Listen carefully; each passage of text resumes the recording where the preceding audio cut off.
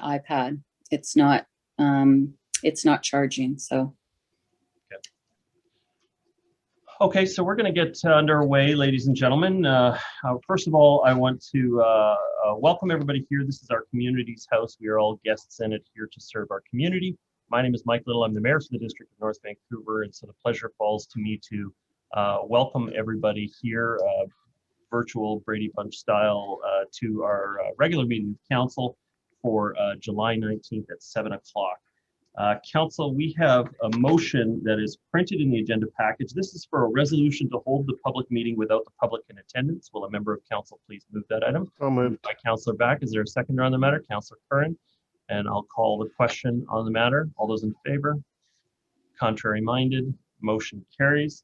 Next item we have to address is the agenda. Council, there's been an agenda circulated. Any errors or omissions in the agenda as presented?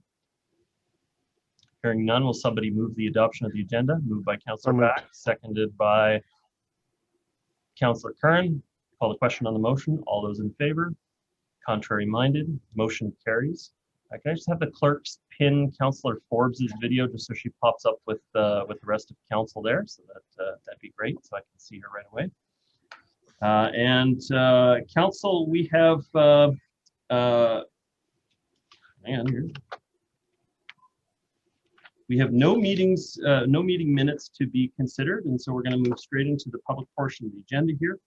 At the beginning of every meeting of council, we reserve 30 minutes for public input as an opportunity for people to talk about whatever matters that concern them for up to 3 minutes each. We have a list that's been prepared in this virtual time. We do need people to sign up ahead of time, and so I have a list that's been prepared by the clerk's office, and we do have 9 speakers signed up to speak, and so we'll go through those in turn. We also have a speaker signed up to speak to one of the items. I'll do my best to remember that at item 8.3, but sometimes I have to be reminded. So at this time, I'm going to call Sarah Fakari as the first speaker, followed by Martin Bruckner. Sarah Fakari, can you hear me? Yes. Can you hear me? Yes, I can. Welcome. Okay, perfect. 3 minutes to address the council. Thank you. Good evening, Your Worship and ladies and gentlemen of the council and the audience. My name is Sarah Fakari, and I'm the Vice President of Marvel Developments, the small family-owned company in North Vancouver that owns the Travelodge property. Some of you may recall I spoke to you last November when council considered our preliminary rezoning application. Later this evening, you will be considering a report recommending that council direct staff to now prepare rezoning bylaws for a significantly revised concept for our property in Lionsgate Village Center. We started talking with the District of North Vancouver staff approximately 8 years ago, before we purchased the Travelodge property. Many people have been instrumental in shaping the development plans before you, including in no particular order, Tamsin Guppy, Jennifer Patton, Dan Milburn, Brian Bidewell, Susan Haid, Alfonso Tejada, and most recently, Casey Peters and Michael Hartford. We are grateful to them all for the advice they have provided. During the past few years, our company has watched the neighboring projects at Lionsgate Village obtain approvals and start construction. As you will have seen driving, cycling, walking, or taking the bus along Marine Drive, as construction on the other developments has proceeded, our property with its aging motel and restaurants has become the missing piece of the jigsaw in the portion of the Lionsgate Village. We would now like to proceed with our development. As a result, we have made some significant changes to the proposal that was before you in November. Most notably, we have increased the number of non-market rental housing units, decreased the tower height, agreed to convert 7 floors in the tower building from condominium to rental housing. We have also proposed some innovative housing programs to make it easier for households, especially first-time buyers and those working and living in North Vancouver, to purchase homes. As someone who obtained a master's degree in electrical engineering at UBC, I have been particularly interested in how we might make our development more energy efficient and sustainable. Tonight, you will hear about some of our new sustainability initiatives, including designing one building to meet passive house standards. I want to personally assure you that if we can proceed with further detailed planning and the formal rezoning application, we will continue to explore ways to make this even a more sustainable development. In conclusion, we have been waiting patiently for this staff report and council consideration of our revised proposal. While I know some of you might like to see even more changes, I hope you will agree we have gone a long way to address the concerns you expressed in November. We therefore hope you will approve the staff recommendation before you this evening and allow us to continue working with staff and our consultant team to finalize the full rezoning application and come back to council for bylaw readings and a public hearing. Thank you and good night. Your presentation? I don't, yeah, sorry. Thank you. The next speaker I have is Martin Bruckner, followed by Kate Sheardown. Martin Bruckner, can you hear me? I can't hear you. You're still muted. How's that? Is that better? Much better. Fantastic. Welcome. You have 3 minutes to address the council. My name is Martin Bruckner. I'm an architect with IBI Group in Vancouver. I lead our Living Plus team here, which is working on mixed-use high-rise projects throughout the Lower Mainland and also in the district. And we're very pleased to be working on this significant site. We see this as a gateway site for the district. I'm going to let Michael Geller take you through our more detailed response to your comments from last November, but it is our goal to produce a building that is worthy of its location in your community. I would like to say that we are very supportive of the sustainability objectives that the district has, in particular the step code for this project will conform to step code 3 with the low carbon energy systems, minimizing or eliminating the use of greenhouse gas emissions in the heating and cooling of the building. There is a non-market piece to this project as well. That piece we are intending to build as a meeting in passive house requirements. We have recently finished our first passive house building here in Vancouver. It's a public benefit building for the city of Vancouver at Pacific and House Street. It's now completed. If you ever drive by, you can see it's a very nice building. And we're also about to engage on a much higher endeavor, one of the highest buildings, passive house in North America, possibly the world, on Nelson Street. So we are well versed with the technologies and techniques needed for a project like yours. Thank you very much. Thank you very much. The next speaker I have is Kate Sheardown, followed by David Hunter. Kate Sheardown, can you hear me? Yeah, you can't see me. No, I can't, but I can hear you No. clearly. You can hear me? All right, Yes, I I'll can. just have it with camera off then. Okay. Sorry, I hope you'll bear with me. I don't really enjoy speaking on things. I kind of talk really awkward and fast, but I hope that you'll bear with me because I'm here because I'm young and I want to vote here. I'm 16 and I'm here to address an item that you're going to be hearing about later tonight. That's to be endorsing the Vote 16 campaign so that we can vote. I've lived here for 8 years and I go to Carson Graham, and I'm starting grade 12 in the fall, and I only get to live here for 1 more year because after that it's university and then I'm priced out, and that makes me really, really upset and angry because I love it here and I love my job here. I work at the library and I love it so much. I love hiking and biking here, and so that's why I got involved in politics. I got involved in the Sustainability Teens, which is like with Greta Thunberg and the climate strike movement, because it really frustrates me how politicians don't do anything. And I want to believe that politicians will do something. And I don't think federal politicians will do anything, but I think that municipal politicians can. And I don't know, politics exacerbates me, and like for a long time, I sort of really wanted to believe in it and I couldn't understand why people were disengaged. And I think I really can understand now why people are disengaged, and it's because they don't see politicians doing anything. And so I think that this would be like lowering the voting age, or this motion, like it's just endorsing it. It's really, really harmless. And I think that but it's something that would be like a substantial in signaling that this council cares about young people who care about their future.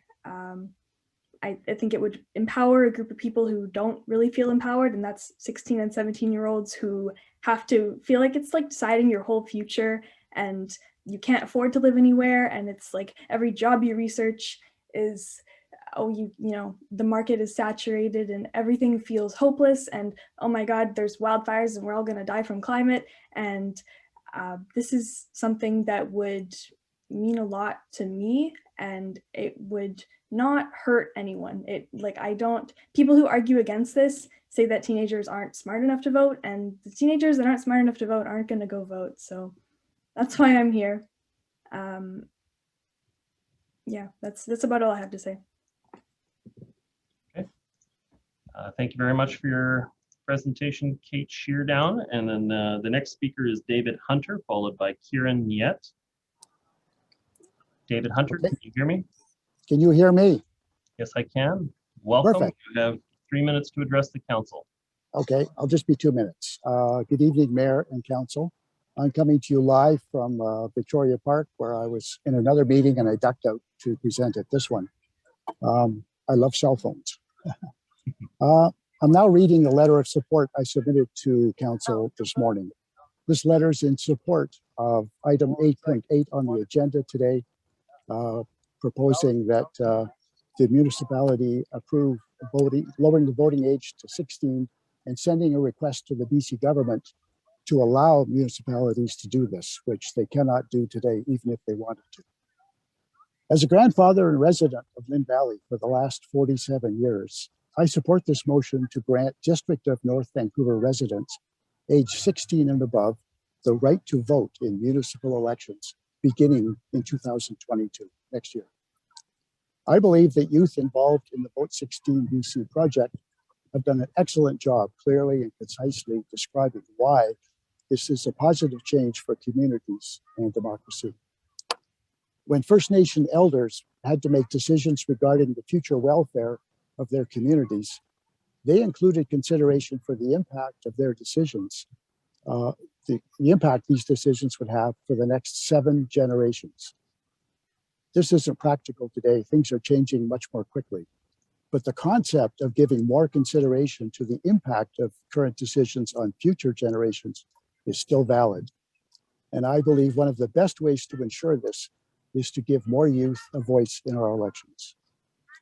The City of Vancouver Council unanimously passed the same resolution on June 22nd, just a few weeks ago, to lower the voting age to 16 and send a request to the BC government. I ask that we, the District of North Vancouver, do the same to help lead the way to a more inclusive municipal democracy for future generations who are much more aware and involved than we were at their age. Thank you very much. Great. Thank you for your presentation, David Hunter. The next speaker I have is Kieran Niet. Kieran, can you hear me? Hello, yes, I can. Thank you so much to Mayor Little and the council. Yeah, so my name is Kieran. My pronouns are she, her, and I'm 18 years old. I'm calling in from the stolen and unceded land of the Musqueam, Squamish, and Tsleil-Waututh Nations. And I'm also actually an organizer with Sustainability, the same group that Kate's a part of, which is the Lower Mainland's Climate Justice Activism Youth Group. And I am speaking today to urge the District of North Vancouver to endorse the Vote 16 BC campaign to lower the voting age to 16 in BC and within municipalities.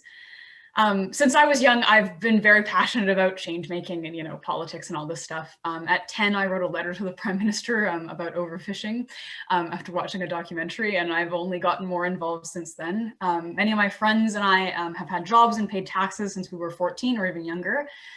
We are deeply connected to our communities through many things like sports and volunteering and community projects. I have to give credit to my parents who bring me to the voting booth with them every time there's an election and, you know, ask my opinion on politics and all this stuff. Honestly, I'm quite unique in my level of engagement in politics, and not even just among youth, but also among a lot of adults that I know. But that doesn't mean that my less experienced peers don't deserve the chance to have their voices heard. So often throughout my high school experience, I've seen my peers pretty much despair at the lack of power we have to direct our futures. From high school administration to our parents to the government that's continually ignoring our pleas for climate action. We are ignored and told we don't know what we're talking about. It's pretty much a constant in every teenager's life. Despite the fact that we are inheriting a planet on the brink of climate collapse, we have no say in stopping it. This just encourages apathy within teenagers. It's so bad that it's pretty much a cliche, you know, like the lazy teenager who doesn't really care about anything but going to a party. I know for a fact that that cliche couldn't be farther from the truth. Every single teen that I know feels deeply about the world around them, but without an outlet or an encouragement to take action and make change and use their voice, apathy is really the only option left. And if we knew that our voices would be heard and valued, I know that many more of us would use them. Voting is the most obvious, basic way to make our voices heard. And when youth are engaged and our voices are valued, we become the capable, empowered leaders that will build a better world. Thank you very much. Thank you for your presentation, Kieran Nian. The next speaker that I have is Esther Mirenbield, followed by Debbie Burchill. Esther, can you hear me? Your Worship, Mr. Mayor and Council, I want to thank you first off for what must have been a difficult year, and I'm sure you're looking forward to your holiday. Yeah, my name is Esther Mirenbield, and I'm the current president of the North Shore Pickleball Club. And I'm sorry to be having to bend your ear, but about my little first world problem. It's only $30,000 little, because according to the estimate I have, $30,000 is what it will cost to put 4 permanent pickleball courts on the southwest corner of Little Cates. And North Shore Pickleball Club is prepared to contribute if we are able to do that. I'm here to urge you to put the installation of these 4 permanent courts on the council agenda for this fall, with the goal of completing them as soon as possible so we can play this winter, because we played all last winter. We're not asking for a district-wide solution. Our focus right now is just on the East of Seymour neighborhood. This is not a new initiative. In 2014, pickleball started at Little Cates. In 2017, we asked the district for lines, which were granted. In 2019, we asked the council for 4 permanent courts on the southwest corner of Little Cates. And DNV staff have consequently already invested a lot of time and money in this. So the 2 canceled courts, the ones that were canceled earlier this month, were only a temporary solution imposed by tennis representatives. So now we have an opportunity to move forward and refocus our plan to meet the needs of that East of Seymour community. Why 4 permanent courts? Well, right now there are only 2 in all of East of Seymour, and the demand for the courts has grown so much that people have to get in their cars and drive through the construction up the highway to Lynn Valley or all the way to Myrtle Fraser, because the lineups on these 2 courts is so significant every single day. And all the while, the same area, East of Seymour, is served with 14 tennis courts in 5 locations. And speaking of tennis, we have a photo of empty tennis courts at Little Cates to show you that it's not the tennis players who are lining up regularly to play there, although we know they love their courts and really want to protect them. And consequently, they have let us know that they oppose both the sharing of courts and the repurposing of them for pickleball. And I understand that there may not be an appetite to pave parkland for new courts. So repurposing underutilized courts seems to be the smarter thing to do. Yes, there will be some angry tennis players, but there will be many more happy pickleball players, less driving. And for $30,000 and 2 tennis courts only, you will have bought some resolution to this long-standing issue. You did it at Myrtle Fraser with 1 tennis court at Myrtle Fraser and a practice area. You created a little pickleball heaven for some of us. Our experience with Myrtle shows that Little Cates will work even better than Myrtle and better than any other court location east of Seymour. I don't know if you remember the controversy when snowboards came on the scene and how opposed tennis skiers were, but ultimately it was the owners of the resorts who decided to accommodate both groups. I also ask you to support a game that is majority older players and youth, that is majority female, and is very inexpensive to learn to play and to equip yourself. So I hope you consider this for the fall agenda and that we can move forward with some more pickleball capacity east of Seymour. Thank you for your time, and I hope you have a great holiday. Thank you so much, Esta Mirabile. The next speaker I have is Debbie Burchill, followed by Juan Carlos Sarmiento. Debbie Burchill, can you hear me? Can I check in with the clerks? Have we had a connection with Debbie Burchill? Can you hear me? Oh, there you go. Yes, I can hear you. Oh, okay, good. Thank you. Sorry about that. That's okay. Welcome. You have 3 minutes to address the council. Thank you. My name is Debbie Burchill, and I thank you all for allowing me this opportunity to speak to you. First of all, my appreciation to each of you for your service to our community. I think sometimes it might be a thankless job, and I want you to know that many of us are very grateful for the work you do on our behalf. Secondly, I would like to ask that the previously agreed upon decision made by the district representatives, the tennis representatives, and the pickleball representatives a few months ago to paint pickleball lines on one tennis court at Cates Park as a short-term solution be enacted. I have lived in Deep Cove for almost 30 years, and I love playing tennis, and I also love playing pickleball. But I can only play pickleball when court space permits. The next comments I will make come from my background as a retired elementary school principal, where access, safety, and fairness to all was the standard. Our current situation of only 2 pickleball courts services up to 30 to 40 players a day, mostly throughout the morning. Only 8 players can be active at one time, so most of us are outside the fence waiting our turn. Unfortunately, because of the terrain in the area, it is potentially dangerous situation as the ravine slopes off sharply only 5 to 6 feet away. One misstep backwards and a serious injury would be caused. I hope this does not create a liability issue for the district. During the height of the pandemic, social distancing was very hard to achieve. I am aware that some tennis players, and by no means all of them, because I know many, are adverse to having another color of lines painted on the tennis courts. I think we all need to be aware of the fact that this sharing of facilities happens in many other situations. Outside fields are lined in different colors for soccer, football, and field hockey. Ice rinks are used by hockey players, recreational skaters, and figure skaters. Pools are used by divers, swimmers, and water polo players.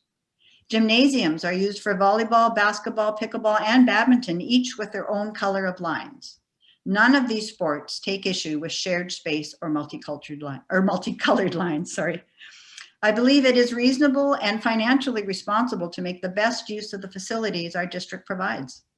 If, by painting 2 more pickleball courts on the one tennis court that was already agreed upon by each of these 3 parties involved, we can achieve full usage of the space at an extremely low cost.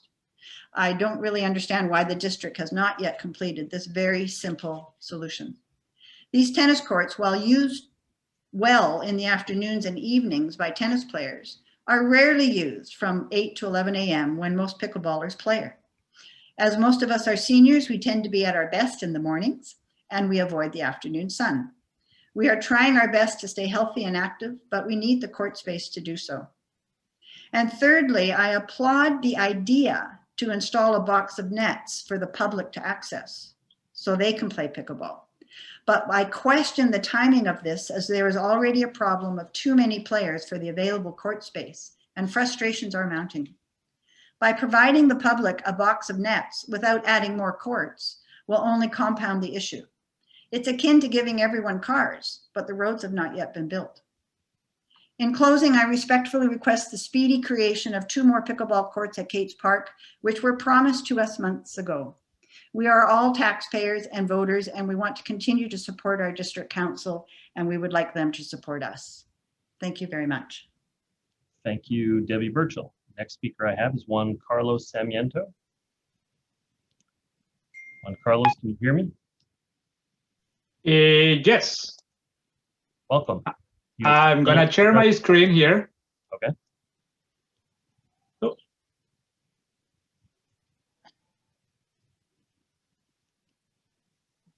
So, I don't know why you're, you see my screen? Yes. Yes, I can. Okay. So I'm here. My name is Juan Carlos Sarmiento. I'm here to advocate for the pickleball as well in Little Cates. And I just wanted to bring another perspective of the discussion that the previous two presenters have brought to your attention. And it's a little bit of demographics. In the USA, 4.2 million people are playing pickleball right now. So that is roughly over 1% of the entire population of the US. If we put that into the Canada context, I also found that about 350,000 people play pickleball in Canada, which is also roughly over 1% of the population of Canada. So what has happened in the last 3 years is that we have a growth of about 20% in the last 3 years. So this is just gonna keep growing. So it's a very interesting sport and it's attractive to everyone. I guess demographics, yes, it attracts mainly people that are 55 and over. And that is reflected in the US as well as in Canada, as well as in our community here in North Vancouver. But our demographics are a little bit higher than that in terms of more people. And that is just because the younger adults or kids are not yet plugging into this opportunity to play pickleball. So if there are more nets or more courses, for sure they will be adding into this. Another perspective that I can add here is the population in the Metro Vancouver area. As you can see, in 1971, it was over only 1 million people here, but by 2050, we're gonna have 3.8 million people. So 1 more million from what we have right now, 2.8. So more people, we need more recreational use, and we need better use of the space. So this is another perspective on this as well. A tennis court currently uses 2,800 square feet. And if you play doubles, you need 700 square feet for that. For pickleball, you only need 1,800 square foot or 450 square foot per person, assuming doubles. So only close to half. In the little kid situation, as you can see here, 4 tennis courses are there, and they occupy 24,000 square foot versus only 3,000 that we have right now. So 8 times more. And if you just compare 1-to-1 for two courses, the space is 4 times. So something to think about it when we are looking into more population and more people in need of recreational and healthy use of the spaces. These are 2 other views, ideal world versus real world. Pickleball players get dedicated courses and no conflict is generated with sports. That will be an ideal view of everything. I mean, we don't get any conflict with the tennis guys. The reality is, in this ever-changing world, is that we need to share, and as David was suggesting before, we share with other sports. So pickleball is no exception, and there is precedence for that in other municipalities in the Lower Mainland and in BC already, as well as in Canada. Juan Carlos, I'm just going to interrupt here for a sec. So I see that you still have a few slides. We're well over the 3 minutes allotted for your speaking time already. Can you just do a quick close? Yeah, this is my close. This is the last one, actually. Okay. So, ideal world, the tennis players can play for life. And the real world is that is not the case. As soon as we hit 40, we all will have all kind of injuries, and pickleball is just an alternative from transition from tennis to another sport that will keep us all active. And I guess the last message is we have to go from the status quo, and the status quo is asking us for a change. That's my close. Thank you. Okay, thank you so much. I do appreciate that. Sorry, we do have some tight time limits, but we were at 4.5 minutes, so we had to. No worries. Thank you very much. Okay, thank you. The next speaker is Diana Marr. Diana Marr, can you hear me? You're muted.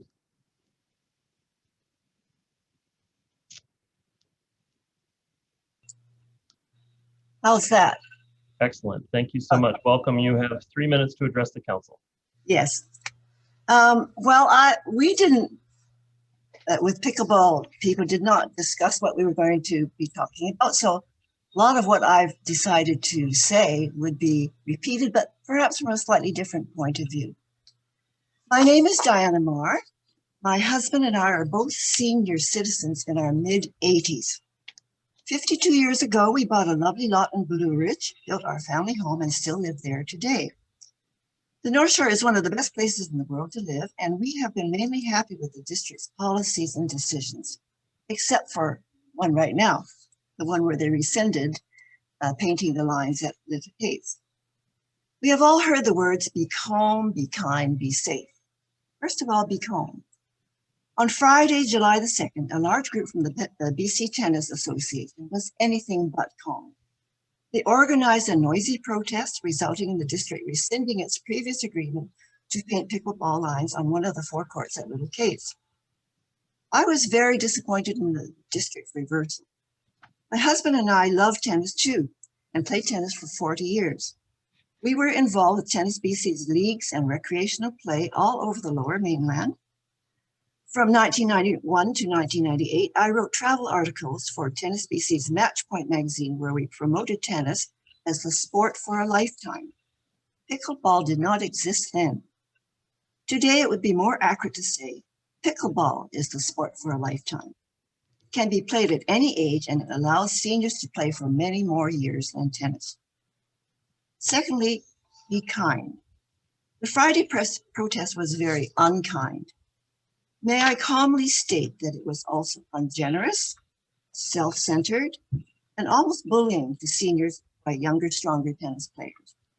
They were not willing to share. It was also short-sighted. Pickleball is here to stay, as you've heard, growing exponentially. People are living longer and the demographics are changing. Dedicated pickleball courts have already been built in the USA and in Europe. Closer to home, 7 dedicated pickleball courts with permanent lines and nets have been recently built at Queen Elizabeth Park in Vancouver. These courts are very busy, and they're just for pickleball and are not shared with tennis.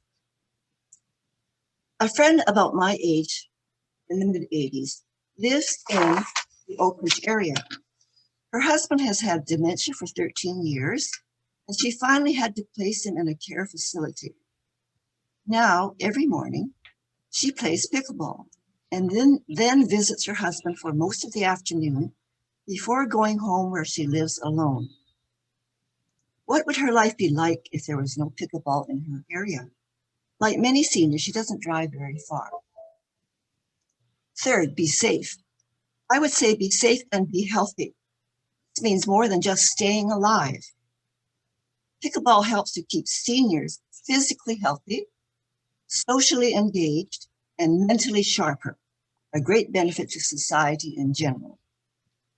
My husband and I, like many seniors who have paid business and property taxes for a long time, have contributed more to funding these courts than the younger players, and we deserve to use them more. Therefore, we calmly but strongly request that the district paint the pickleball lines for this court immediately, as previously promised. Our community centers, as has been mentioned, have for many years used multiple lines in their gyms for tennis, badminton, and pickleball, all without any incident. Diana, Mark, you're well over the 3 minutes. May I have you draw to a close, please? Okay, I just have one more sentence. Time marches on, time waits for nobody, especially for seniors. We funded the courts, we need them, and we deserve them now. Thank you. Thank you so much. That concludes the public input at the front end. I did want to make just one comment about the pickleball issue. So in 2019, we did start a public process where we had voluntary participation from tennis associations and pickleball associations alike, and it was being supported as an ongoing negotiation. It went through a bit of a rough patch, and we brought in a mediator to try to help resolve the issue. Obviously, people are very passionate and care about both their sport and the spaces in which they want to be able to play their sports. As we approached July 2nd, it looked like we had a negotiated agreement that all parties were agreeing to. And then as we approached July 2nd, one of the parties left the negotiation and organized a protest against the decision that was actually made in the room. And so there wasn't support. So I have at this point a very low level of confidence in that process, which we've already dedicated a tremendous amount of resources to. And so just to be clear, on July 2nd, we made the decision at the time we made the decision because sending in district staff to be painting lines with 50 protesters there, we just didn't think that that was constructive. We didn't think that was going to help address the issue. But we've also come to the conclusion that the multi-lining of the space will not get rid of that issue of bullying or of intimidation or of people who are not supporting the growth of pickleball in the community, that they could then continue to play on the courts and block pickleball from being able to use those courts. And so I've come to the position that fixed nets, not nets that you have to go and have a code for a box and pull out of the box and set up every time, but fixed nets like we have for tennis and dedicated courts is what I believe we owe to the public in our community. And that is going to require a reallocation of space from tennis. And so I will be working with our staff to come up with a solution that recognizes that the goal is fixed nets with dedicated courts for pickleball. As an interim solution, we will be making some improvements to the practice area, the tennis practice area, which is already lined and painted for pickleball. But again, it's one of those situations where it's a strange fit for the space, and people still have to have a code for the net box. And so we'll be making some improvements there to make it easier for people to walk up and play. That has to be the goal. It shouldn't be the goal to have it be that somebody has to have a net in the trunk of their car and they drive to a facility and set up a net. We've offered walk up and play to tennis in our community for 30 years. It's time to offer the same thing to pickleball. So I did just want to put that out there, that July 2nd was the first time that I was involved in this issue, because before that point, we had a mediated process that both groups were voluntarily participating in. And so the right thing for my office to do at that time and for the council at that time was to support that mediated process. Now that that mediated process has come to an end, I think we're going to have to take some more direct action on the matter. I do want to thank everybody for really caring about their support and caring about their community. And I do look forward to the long future for both tennis and pickleball in our community. We will find a way to accommodate both fairly. Thank you very much for your feedback tonight. We do have one more speaker, but they're going to be at item 8.3. And so at this point, I will be resuming the rest of the agenda. Okay, at this point, we're moving on to item 8.1. This is the Capilano Community Services Society core funding increase for the Lions Gate Community Recreation Center. I believe Ms. Atva is joining us here for this, or sorry, possibly Mr. Milburn for this one. Ideally, someone can turn their camera. Yes. So we can direct. Thank you very much, Mayor Little. Excuse me for one moment. I'm not sure if Mr. Milburn had some comments to say first. Nothing to add, Your Worship. Ms. Atva is prepared. Fantastic. Thank you, Ms. Atva. The floor is yours. Thank you very much. Good evening, everybody. Good evening, Mayor and Council, and all the members of the community who are able to join tonight. This item is regarding funding to help Capilano Community Services Society become established in the new Lions Gate Community Center. Community Recreation Center is scheduled to open this fall. The new center is located just west of Capilano Road and north of Marine Drive. It will offer a range of amenities such as a gym, community kitchen, and express library for the community surrounding this area. Capilano Community Services Society was chosen by the district in 2014 to be the nonprofit social service provider in this center. North Van Rec Commission will move into the facility first as the operator and the provider of recreation and culture services in the facility. Capilano will move in a little bit later in the fall. The programming that Capilano Community Services Society, or CCSS for short, will provide in this center will be focused on youth, seniors, and families will become a new part of the services they provide as well. The recommended core funding for the remainder of 2021 is intended to allow CCSS to hire staff and start some of the on-site social programs before the end of the year. The recommendation before you today is that an increase of $155,392 $155,392 be allocated to Capilano Community Services Society's core funding, and that staff be directed to work with them on a regular basis to determine annual core funding levels. And these core funding requests come to council typically at the very beginning of the year. Thank you so much. Thank you, Ms. Adfa. And so I will be moving the recommendation. Is there someone seconding? Seconded by Councillor Hanson. My comments on the matter, I believe we've made it a priority for this council to make sure that we have unfettered access to high quality public resources in our community. And as somebody who has benefited from Parkgate Community Services Society and the model that they have over there, where they really take the public contributions and are able to multiply and maximize them through a combination of volunteer efforts and also partnerships and grants that just the municipality on its own might not be able to have access to.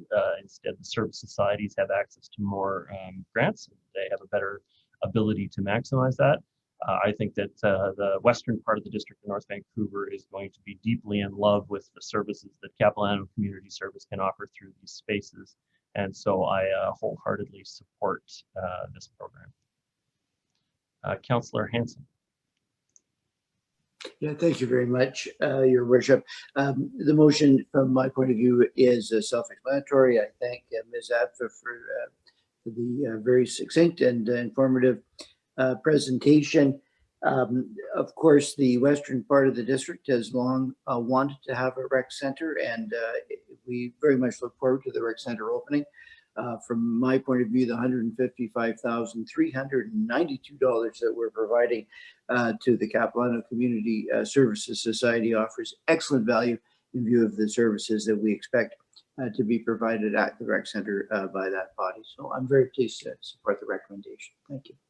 Councillor Hanson, I see no other hands at this point. Other councillors wishing to comment? Councillor Forbes. Thank you, Your Worship. I just had one question. I'm not sure if we're talking about bingo or something else, but on page 16, it says enables the community center to leverage its municipal funding through gaming and other senior level government grants. Can you explain gaming, as we don't have any casinos on the North Shore? Yeah, so some gaming grants can be applied for on an annual basis. Ms. Adfa. Thank you very much. Through to Councillor Forbes via the mayor. Yes, the Community Services Society is able to leverage funding they receive from municipality, from us, for example, from the DNV, and also able to apply for funding from other sources, such as gaming grants through the province. Yeah, so I think what you're after is you don't have to, if you host a casino, you have access to a different batch of funds, but this is also the proceeds from lotteries and other gaming things that are offered throughout the province of BC. And so lots of sports grants and others come through this, but it's not core funding. It's something you have to apply for every single year. So it's always a challenge, but it's great we can maximize it. Thank you. Thank you, Councillor Forbes. I see no other speakers on the matter. Call the question. All those in favor? Contrary minded? Aye. Motion carries unanimously. Thank you, Council. The next item up for discussion is the housing program update. And Casey Peters is going to be giving us part of this presentation. Is that correct, Mr. Milburn? It will be Ms. Atfull, pardon me, Your Worship. Ms. Atfull will provide some brief introductions, and Mr. Jason Smith will be providing a presentation. Oh, okay. And this is information, Council. It's just an idea of the significant number of programs that Council has provided some direction on, and we wanted to give Council some idea of timing coming forward for when these materials will come back, because we know there's significant interest in the community and, of course, on Council. With your permission, I'd like to pass it to Ms. Adfa. Thank you. Thank you very much, Mayor Little. Through to all of you here today, thank you again for this opportunity to bring this report forward. I'd like in a moment to turn this over to our Senior Planner in Community Planning, Jason Smith, who will give a short overview. But I'd also like to say a very warm welcome on our staff behalf to M.A. Lee, who is the district's new housing planner. She's here on the call today, and Jason, Emma, and I are happy to answer questions as we move through this item. With your permission, I'll turn it over, Mayor Little, to Jason Smith. Welcome, Jason Smith. Thank you, Mayor Little. Council, good evening. This report provides an update on the considerable effort in housing policy currently underway in the district and the impacts that the housing policy and recent council decisions have had on delivering social and supportive housing. The report provides an overview of the many areas of work underway. I won't go over them all in detail, but attachment 1 of the report provides an overview and a sense of the timing on all of them. Staff are available should there be any further questions after this presentation. A couple of highlights to mention is the work currently underway on the housing needs report and the affordable housing scenarios. The housing needs report will identify existing and projected gaps in housing supply based on analyzing quantitative and qualitative data collected specifically for the report. A draft and final report will be provided to Council this fall. Work is also underway at Council's direction to analyze 6 district-owned properties and assessing their potential to provide affordable housing. The technical analysis is currently being undertaken, and it is anticipated that this will be presented to Council later this fall. This work will build on the success that has already been achieved at Council's direction on district-owned land with the approval of 60 supportive housing apartments for women and women-led households experiencing or at risk of homelessness at the West 16th Street site, approval of 86 units of affordable housing on the Delbrook lands, and the creation of 90 below-market housing units at the Sanford-Oxford site on Orwell Street. These projects have contributed to the approval of 655 units of social and supportive housing since the adoption of the OCP in 2011. These are some examples of policy and actual projects that demonstrate the progress that the district is making towards addressing housing diversity and affordability. I will conclude with the recommendation that the June 28th, 2021 report titled Housing Program Update be received for information. Thank you, and staff are available for any questions you may have on the information presented in this report. Thank you very much. Councillor Hanson, you have a motion? I'll move receipt, and I have a question after that. Thank you. Is there a seconder on the motion? Seconded by Councillor Forbes. Councillor Hanson, your comments? Yeah, thank you very much, Your Worship, and thank you for the presentation. And thank you to everyone in the district who's involved in this important matter of providing more social, affordable, and supportive housing in the district. As I read the report, I was impressed at all the activities and all the steps that are underway. A question that I thought the public would likely ask, and I don't want to put anyone on the spot, but of course, in 2018, there was a referenda that passed calling for the spending of $150 million to create 1,000 units of affordable housing. It was described in those terms, affordable housing in 2029. And a question that I would ask is, do we have any metrics to allow us to determine where we're at in terms of that goal? That was because of the referenda that effectively became a mandate of the public directed to us to fulfill that goal. So that's a question that I would ask. Just a couple other comments. I'd be curious to know where we're at with respect to rental-only zoning. Have sites been identified? Are we at a stage where we could consider achieving rental-only zoning during this term of council? And finally, I'm gratified to see that secondary suites come up again.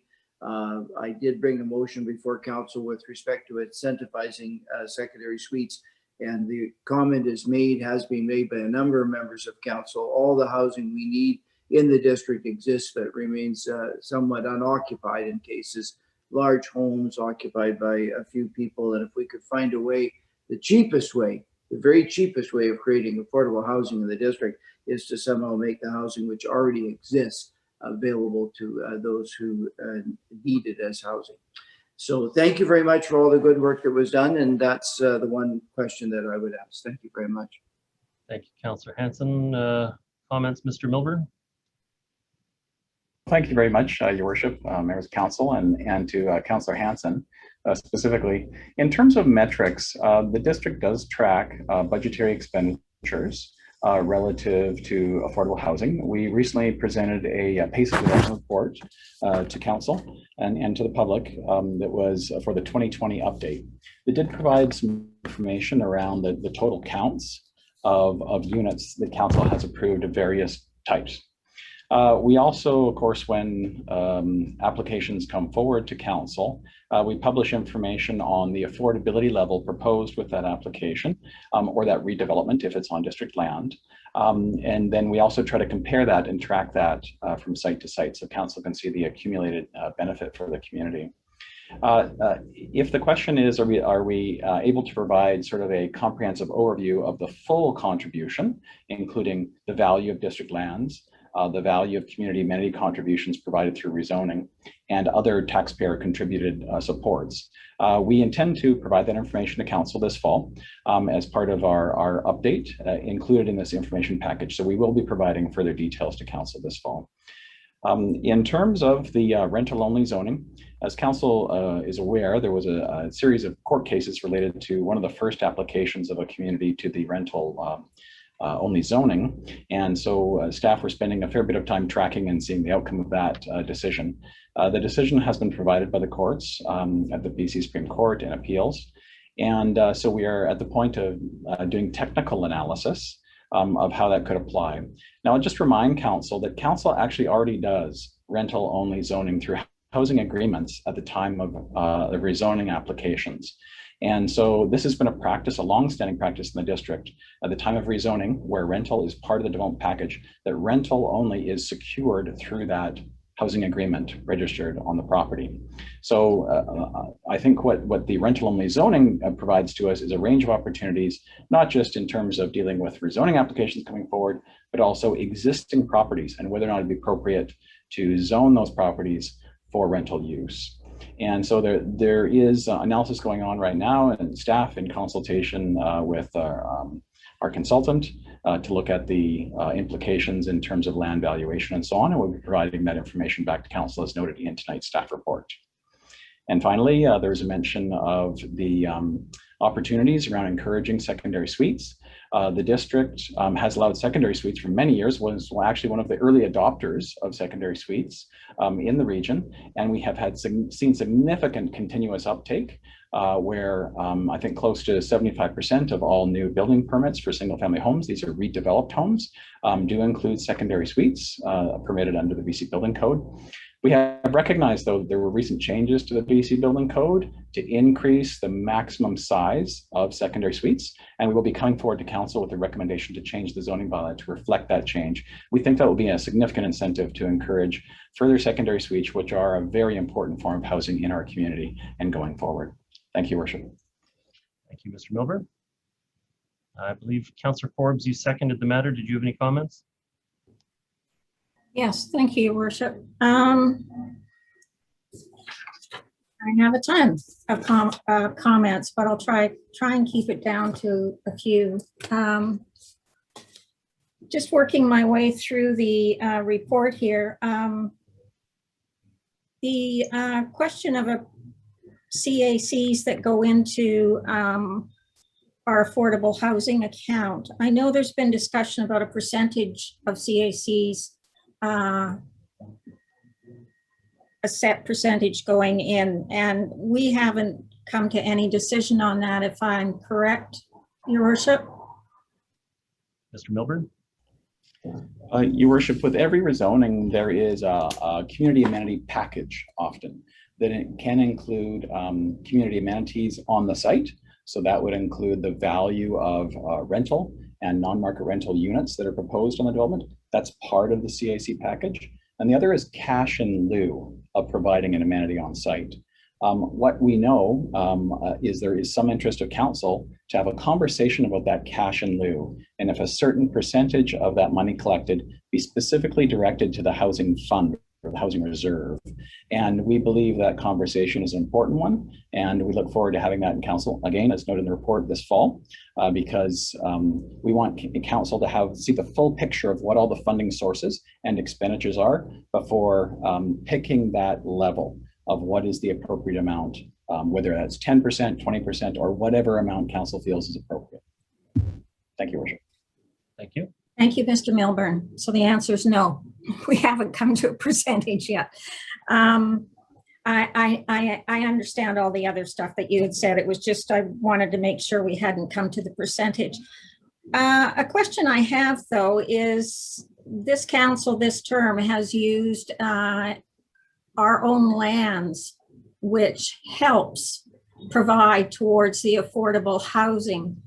Do you have any idea, or is there anyone here tonight on staff to tell me, is that reflected in any way as an in and out in our budget in the affordable housing account? Because at the moment it looks like we just put in the 500,000 each year, but that doesn't address if you're just looking at the balance, it's not addressing the amount that we've invested in that, but it may have been our own land. So how does that get accounted for so it shows that we actually are putting a lot more in than just 500,000? Okay. Mr. Milburn? Your Worship, in consultation with our finance department, we intend to bring that information to council this fall, because you highlighted a very important point.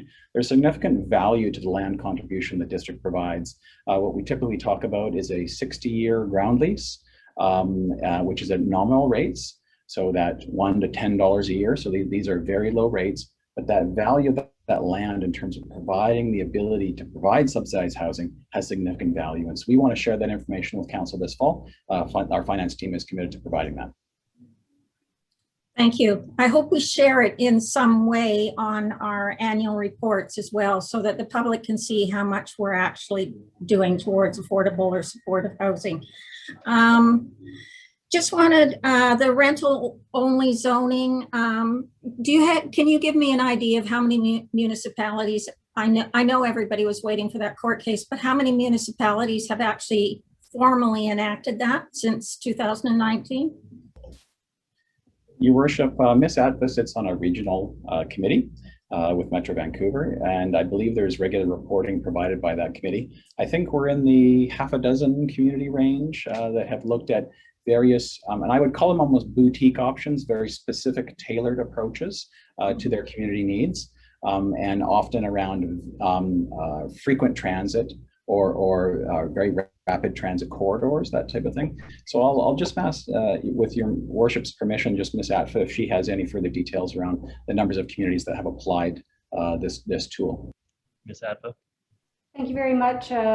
Through the mayor to Councillor Forbes. Yes, it's a handful of municipalities. I know Richmond was exploring it and looking at applying rental tenure zoning a couple of years ago when I worked there, and didn't move so forward so quickly, partially to wait the outcomes of how the experience, for example, in US was going. It is an item for discussion around the table, as Mr. Milburn said, but I think many were waiting to see how the tool is used, but also looking at other tools that perhaps can be, I might say, more effective in trying to increase the supply of housing, whether or not it's other rental incentives. For example, in US is looking at other rental incentives as well, to using municipal land, to parking rates, to density bonus. Those are some of the tools that have been used, I would say, more often around the region. But the interest in rental tenure zoning and the value that it can provide, and saying, you could say on any property a percentage or number or proportion of units that must be rental, is a tool that we're all keeping our eye on and looking at how to fit it best within what our individual or municipalities are wanting to achieve. Okay. Thank you. Thank you. Just a couple more, just really quick. I think we need to do more about secondary suites. However, we make that either more affordable by making it less costly to be able to do that. Whether we give I know in years past, quite a few years ago, there was an amnesty for people who had secondary suites to actually declare them. So I'm assuming so that the district could get a better handle on how many there were. So maybe we could consider things like that, and so we can get a handle on how many secondary suites we have. But right now we only allow them in a single family home, not in a coach house, not in not in a strata or things like that. No, actually I take that back. Lionsgate has lock-off suites down in the Lionsgate area. They've got lock-off suites in there now, which was a question if the lock-off suites were included in these numbers that were given on the attachment 2. Yeah, attachment 2. Do those numbers include lock ups that we've just recently gotten in the district? And the other question is, do these numbers include everything that may be in stream? Yeah, as in not approved? I think the answer was given that they will put all those numbers together for the fall consultation on the matter. Okay. I just wanted to make note that, Mayor, maybe we're going to have to set some more meetings up, because I think there's 7 different things just on housing that staff is going to be coming back and presenting to us. So they're going to be awfully busy, which means we'll be awfully busy. Thank you. It'll be a busy fall. Thank you, Councillor Corbs. Councillor Curran. Thank you. And hello, Emmy, welcome. Excited to have more folks working on housing. And thanks to the task force, because I know that they, a lot of the work that they did led to this work, and of course to staff. So just a couple questions that haven't been covered. I wanted to give a shout out to the roommate registry idea that Hollyburn has pitched, because it's something that they have been looking for funding for, but basically I think it's referred to as Golden Girls Meets Match.com or something, like to basically try to pair people who might be living in single family homes alone with roommates. And it's something that has a lot of potential in my view. So I just wanted to bring some attention to that. And also just tying it back to some of the existing work that we've done when I looked at the policies. And of course, I know that it's not the only policies that relate to housing, but the Coalition of Inclusive Municipalities that we've joined has a specific target around challenging discrimination and promoting diversity and equal opportunities in housing. And so that's one policy that I think weaves back to housing, as well as general work in social equity lens. And then of course the climate lens. I think we can't be looking at housing without looking at those lenses. So although they're not mentioned, I'm sure staff is doing them, but I just feel better saying it for the record, because that's kind of a new way for us to look at policy through these lenses. So I don't know if staff wants to comment on how they see that integration happening with this work, or if not, we can, it sounds like there's loads of meetings about housing coming forward. So anyone? Dan? Mr. Milburn? Sorry. Just a quick mention, Your Worship, but that's a fundamental part of the targeted official community plan, action plan conversation that we had in a recent workshop with Council, and that report will be coming back to a regular meeting on the we're aiming for the 26th of July, so the Council may provide direction to staff, including social equity, inclusion, and reconciliation as a lens for how we approach holistically our various objectives around the environment, the economy, and of course housing as well, and transportation. Thank you, Roger. Thank you. He said it. I was like, and transportation, yes, because I think we always want to look at affordable living, not just affordable housing, and transportation is such a significant cost, and also doesn't make people healthier or happier in this current environment to move around. So I think that's really important. And then I just wanted to get a question around, it mentions that 64 million, trying to find that now. Yeah, so CACs directed specifically, this is on page 25, CACs directed specifically towards housing have totaled over 64 million since the adoption of the OCP in 2011. And then 35.4 of this amount has secured below market housing units. Can you just talk through the 64 million towards housing, what that is, and then the 35.4 of that's contributed to below market, please? Where we got those numbers was from the most recent pace of development analysis. So you've secured, as was mentioned earlier, a suite of community amenity contributions, and many of those were in the form of housing. And there was some analysis done in 2017 that ascribed value to those units. And so we just did a function of looking at the number of units and ascribing a value to them. So the value that was attributed to what were deemed below market was how we arrived at that 35 million. And then the remainder is how we arrived at the 64 million. Okay, and I do remember when we were going through the financial plan, there was more work around this that did include the lands and other things. So it sounds like there's more work to do in the community and among council, just to be able to have the right language and understanding around how we're getting, because in some scenarios it looks like we're actually getting closer to the 100. And you know, we could see a path to spending that 150 million over 10 years for the units. And then I'm not sure, I guess that 35 million then would be based on 600 and something units that we have secured that are considered below market. Okay, Mr. Smith. Oh, Mr. Milburn. Your Worship, just to note, this information is broken down project by project within the pace of development report. So if anybody, members of the public, are interested in seeing that valuation, how we've come to that number, it's all transparent and shown. And just for everybody's clarity, those numbers are just reflective of the community amenity contributions, the value of those contributions toward achieving council's rental and affordable housing objectives. Those other numbers that were discussed earlier, such as the value of the land contribution of district lands, would be on top of that number. And so, as mentioned, we'll be reporting that back through our finance team to council this fall. Okay, well, thank you. And I'm appreciative of the update, because I know I was also wondering on Councillor Bond's motion, like when that was coming back. So it sounds like there's a path to those important sites that are going through technical analysis now.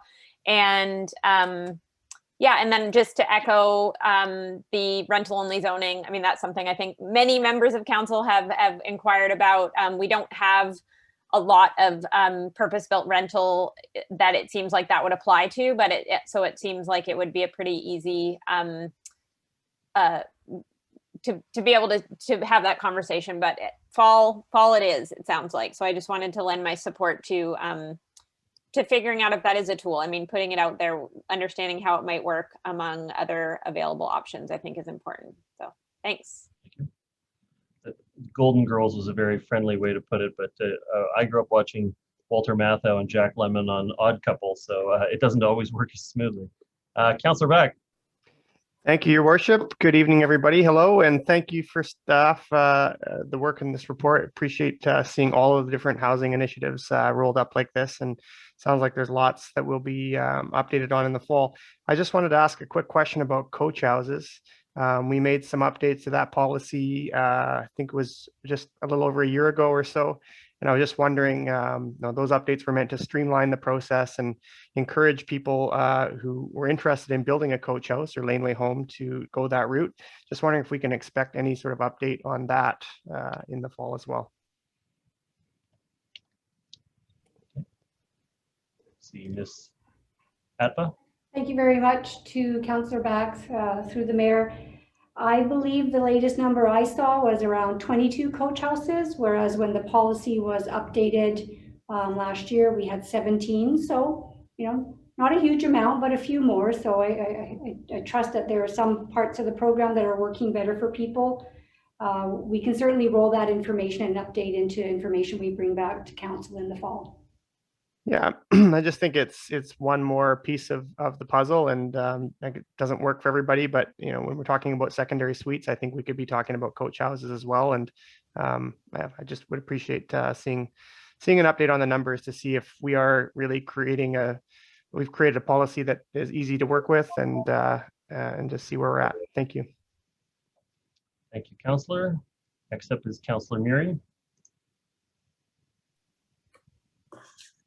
Thanks, Mayor Little. And could we just, so the discussion in the fall, it's going to be a workshop format. Ms. Atba. Thank you very much to Councillor Murray through the mayor. There may be workshops, there may be regular council meetings. It will depend on the item. The attachment 1 to the report sets out a little bit of a time frame. So where there are chances to put items together where that makes sense, we may do that. Where there's a need for more fulsome discussion, then workshops may be an ideal way to go. We certainly look for your direction on that. These items have not been scheduled for the most part. Housing needs reports, we know we've got time frames that we have to abide by to meet our funding requirements through the province. So we do have thoughts in mind for mid and late fall to meet those requirements. Certainly want to not kill everybody with too many meetings, but we realize that many of these items are ones where members of the community may want to engage in as well, and that timing and that direction from council is what we'll be seeking in the fall. I hope that we have a really good opportunity, like a few hours, to sit down with our affordable housing task force and really have a good discussion. Often I've found in the last couple of terms, the workshops have turned into staff updates to council, and they were actually created so we could have a back and forth conversation and sort of hash out new ideas, new concepts, take something, pull it apart, and then put it back together again. Obviously include the community in the discussion. And I found that they've turned into more of a staff update with, sometimes lengthy PowerPoint presentations and not a lot of time to discuss new ideas. One new idea that the city of Vancouver's just grappled with is looking at, and this was Mr. Geller, I'm sure, is on the line right now, in regards to the False Creek lands and the co-op housing units that are under threat in regards to their lease expiring with the city of Vancouver, and the future of significant density within the False Creek lands. If you're not familiar with it, it was and Mr. Geller, I would encourage you to reach out to Mr. Geller. He was part of the concept from the beginning, and he's well versed on the success of the False Creek lands. But affordable housing co-ops planted right in the middle of the city, offering affordable housing to families. And now that is, there's some concerns as far as the future. But the city of Vancouver just voted in favor, and it was actually a motion that Councillor Pete Fry brought forward, to lower the median household income down to $50,000, recognizing that those truly are the families that need the support in our communities, not the $75,000 and $80,000 targets that many municipalities are using. And I'm just wanting to have staff remind me on what our median household income for non-market housing, what our target is. Because we've had discussions in the past in regards to using the Metro Vancouver, not the city of Vancouver, but Metro Vancouver's average in regards to median income, not the districts, because the districts is so high and it's growing. Our median income is actually going up because we're becoming a wealthier community. And those living in our community, as the demographic changes, are making a lot more money than we once did, because they need to be able to afford to pay the high prices here. So I'm just wondering what that median income is for non-market. Okay, Mr. Milburn, you have a response? Your Worship, and I'll just speak and give staff a moment to look up that number quickly. Just as a reminder, the median income information provided by Stats Canada is 2015 data. The median income, for the district at the time in 2015 was $104,000 for your typical family. When we present information to council at the rezoning applications, we will always benchmark information on the Metro Vancouver median as well as the district median, so council can see the rents in those jurisdictions and the relative income necessary to afford those compared to what's proposed by the applicant. That's our typical approach. And so we always want to provide those options for council, as you can see how to benchmark in the community. And I'll just see if staff has had enough time to pull up that number. Thank you. Ms. Atva? Just need another minute if you don't mind. Usually we have. I'll ask another question while we're searching for that number. What about the short-term rentals? When are we going to have a discussion about that? I think Councillor Back talked about the coach houses, but there's the short-term as well. Thank you, through the mayor to Councillor Mary. Yes, short-term rentals, a little bit of the quick recap there. It was the fall of 2019 where we brought forward an option for council to consider, which was essentially looking at owner or resident occupied single family dwellings that could have a short-term rental. Council at that time directed that gave a number of comments. It was a workshop, gave a direction for the housing rental, social and affordable housing task force to consider this. The housing task force did consider it a little bit later, given their pressing desire to finish their interim report, provided some comments. We believe that given the time that has elapsed, the engagement that was done end of summer, early fall 2019, that some of the directions we're thinking about may be to look at a right way to re-engage, if you will, with the community on this, and also to come up to speed with what has been happening in terms of our numbers of units, number of complaints. We might have an update if needed on that. But I was also at a great presentation at the annual PIBC conference just a month ago from some short-term rental experts. So certainly the one of the numbers that jumped out at me was that regulations are encouraged to have, but majority of municipalities do not have regulations. I think it was about 6% who were looking at them, maybe 20% who had them. So we want to continue that work and bring that back up to council. I think I have to say, and I think this has been said before, but when we start talking about something in 2019, in fact, we've been talking about short-term rentals for probably 10 years, and we're still not at a place where we have any kind of regulation. I mean, we don't allow short-term, but we know what's going on in the community. We have organizations that fees are being paid to organizations within the municipality, even though we have a bylaw against short-term rentals. We know they're a viable source for our tourism community, but we also want to make sure that we have, you know, suitable and affordable housing, and much of that is existing in basement suites. But I think one of the things that we need to touch on is, as we come out of round the corner on COVID, those Airbnbs that were not able to be rented because of COVID, because of the lack of travel, many of them were turned into rental units. And the question is, how many will try to take them back to short-term rentals, and what impact will that be on the local rental market? That's a huge issue. So have we found the number of the, I'm just waiting for the question to be answered. I guess we're not sure. So, but just where we are in terms of the timing meeting, Councillor Forbes had a full 8 minutes because there were lots of staff time in the responses. Councillor Curran had a full 8 minutes because there was a lot of staff time.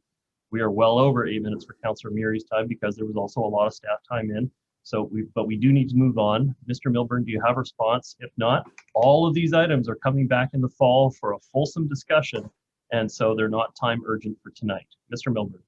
Thank you. Just 2 points. Staff has just confirmed to me that they're still looking for the data, so we'll have to provide that to council in the form of an email in terms of the average income for renters and non-market renters. And just in terms of short-term rental, staff are very eager to have that conversation with council and engage the community in that conversation when it's appropriate. As directed by council, we are obtaining feedback from the Social Rental and Affordable Housing Task Force, and that task force is scheduled tentatively to present to council and have a fulsome conversation with council at the end of September in this fall. So that will be really a kickoff to the conversations that council will subsequently be having this fall. Thank you very much. Okay. I see no other speakers on the matter, so I'm going to call the question. All those in favor of receipt of report? Opposed? Motion carries. Thank you very much. The next item that we have is the item 8.3, which is 2050 to 2070 Marine Drive. This is Marvell Developments. Update on project revisions, rezoning application. So just for a reminder, this matter came to an early input opportunity to council. Council voted to revise and provided quite a bit of feedback at the time. And so this is the response to that. And also, this is a necessary step for them to be able to proceed to first reading and public hearing. And so at this time, I'm going to go to staff.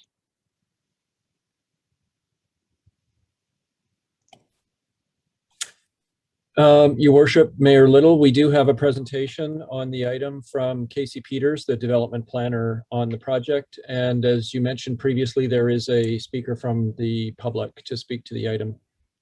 Okay. Why don't we do the presentation first, and then we'll come to Michael Geller after that. Then I will turn it over to Casey Peters. Thank you, Your Worship.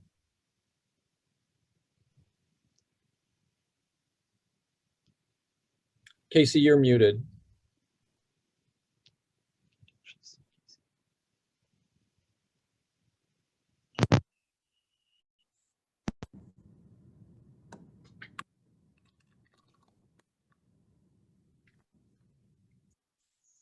Casey, can you test your microphone for us?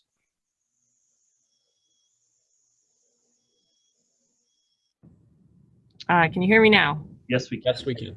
Okay, sorry about that. I'm just gonna finish setting this up. Apologies for that.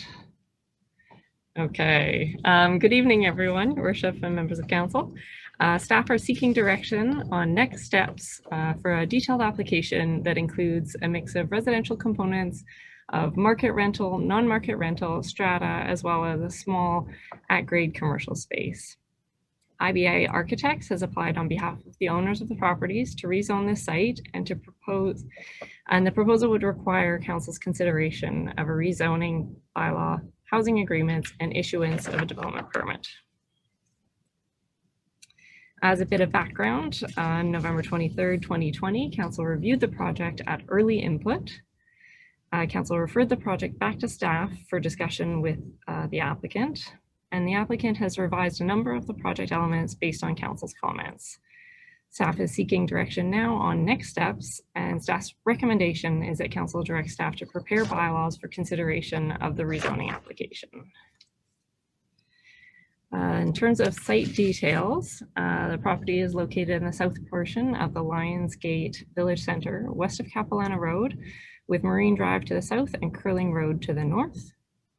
The site is approximately 2.6 acres in size and comprised of 4 commercial properties currently occupied by the 61-unit Travel Lodge Hotel, 2 restaurants, and a parking lot. The OCP designates the site as commercial residential mixed-use level 2, which envisions development at up to 2.5 FSR. The proposed FSR of 2.75 slightly exceeds the density of the CRMU2 designation, and the proposed 2.5 FSR above the specified in the OCP designation represents the floor area of the proposed non-market units. Zoning for the site is currently a mix of tourism commercial zone 4, C4, and Marine Drive commercial zone C9, and would need to be updated to a new comprehensive development zone to reflect the proposed density of 2.75 FSR. The Lower Cap Marine Village Center implementation plan, as shown on the screen, shows the general concept for this block, and the subject site I've outlined in orange.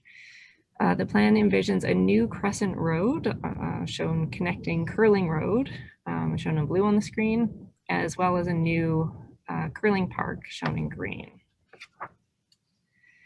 The site layout has not changed significantly since the November 2020 council review. As mentioned, the Lionsgate Crescent splits the site into a north and south parcel, with the north parcel including a new park and a 9-story mid-rise with 51 strata units.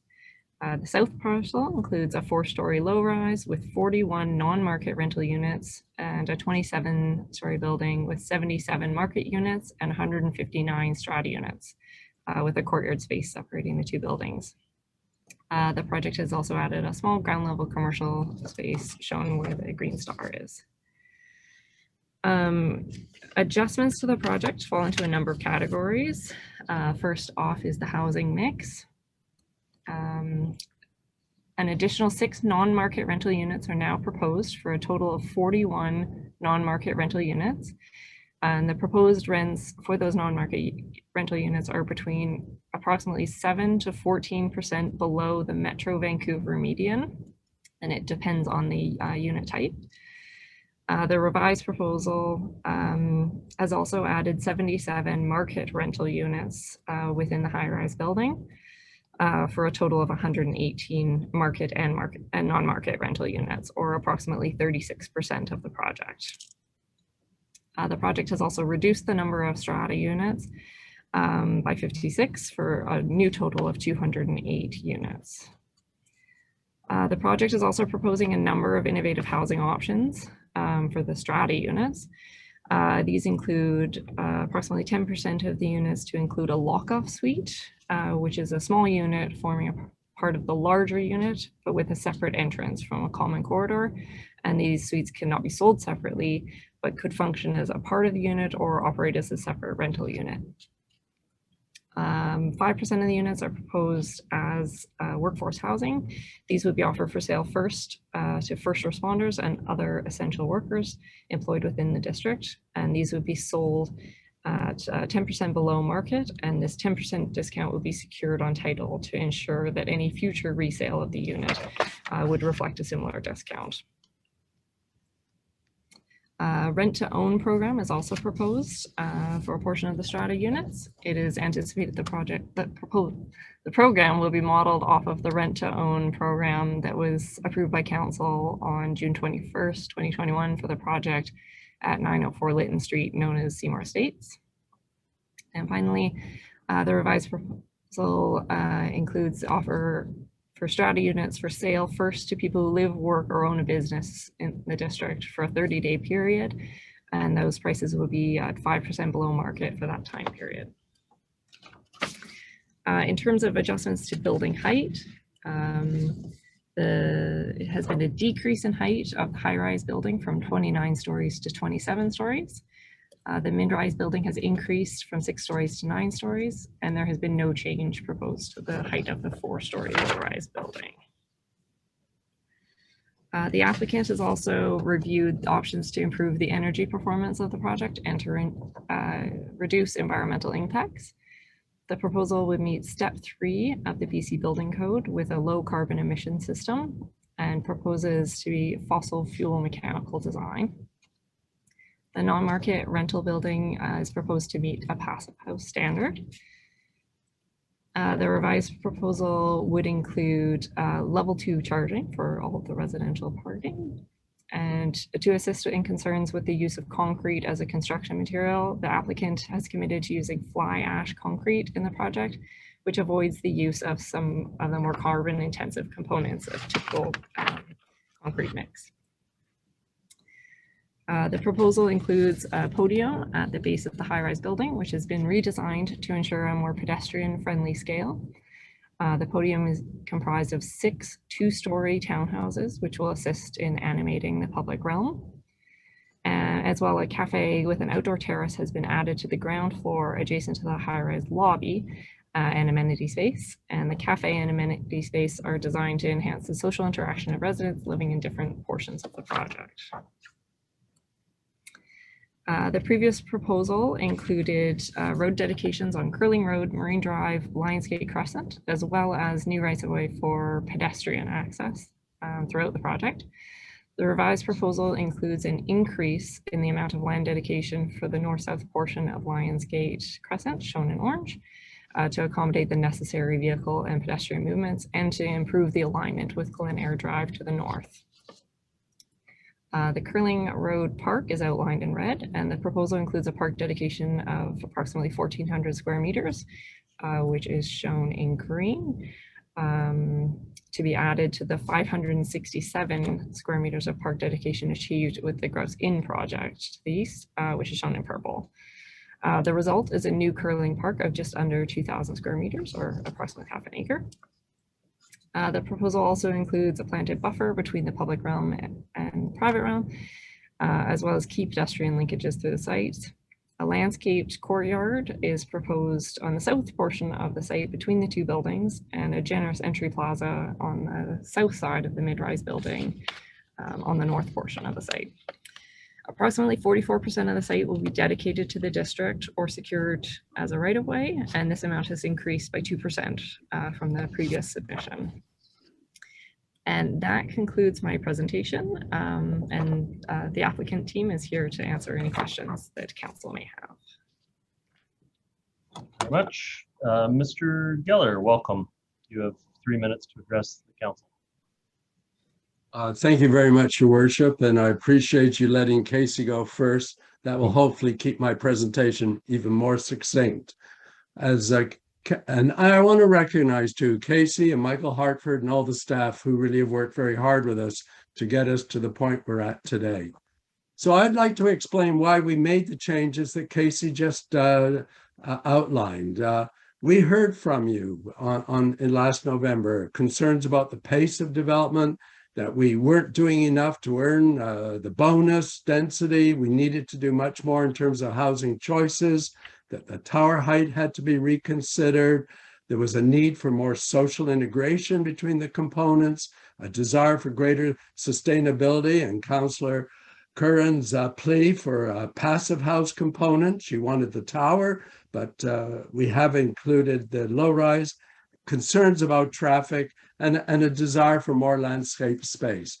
On the first one, I do want to point out that now the two adjacent developments are really well underway. And indeed, it'll be another year before this gets underway. And I think that is going to mean a much less congested situation than one might have initially feared.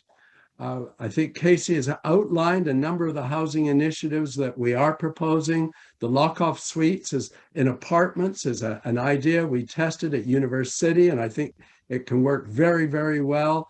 And we look forward to working with Emily and developing some new housing programs like workforce housing and local first, because I want to address the concerns that Councillor Murray and others expressed about the number of condominiums and the perception they might be just for luxury use.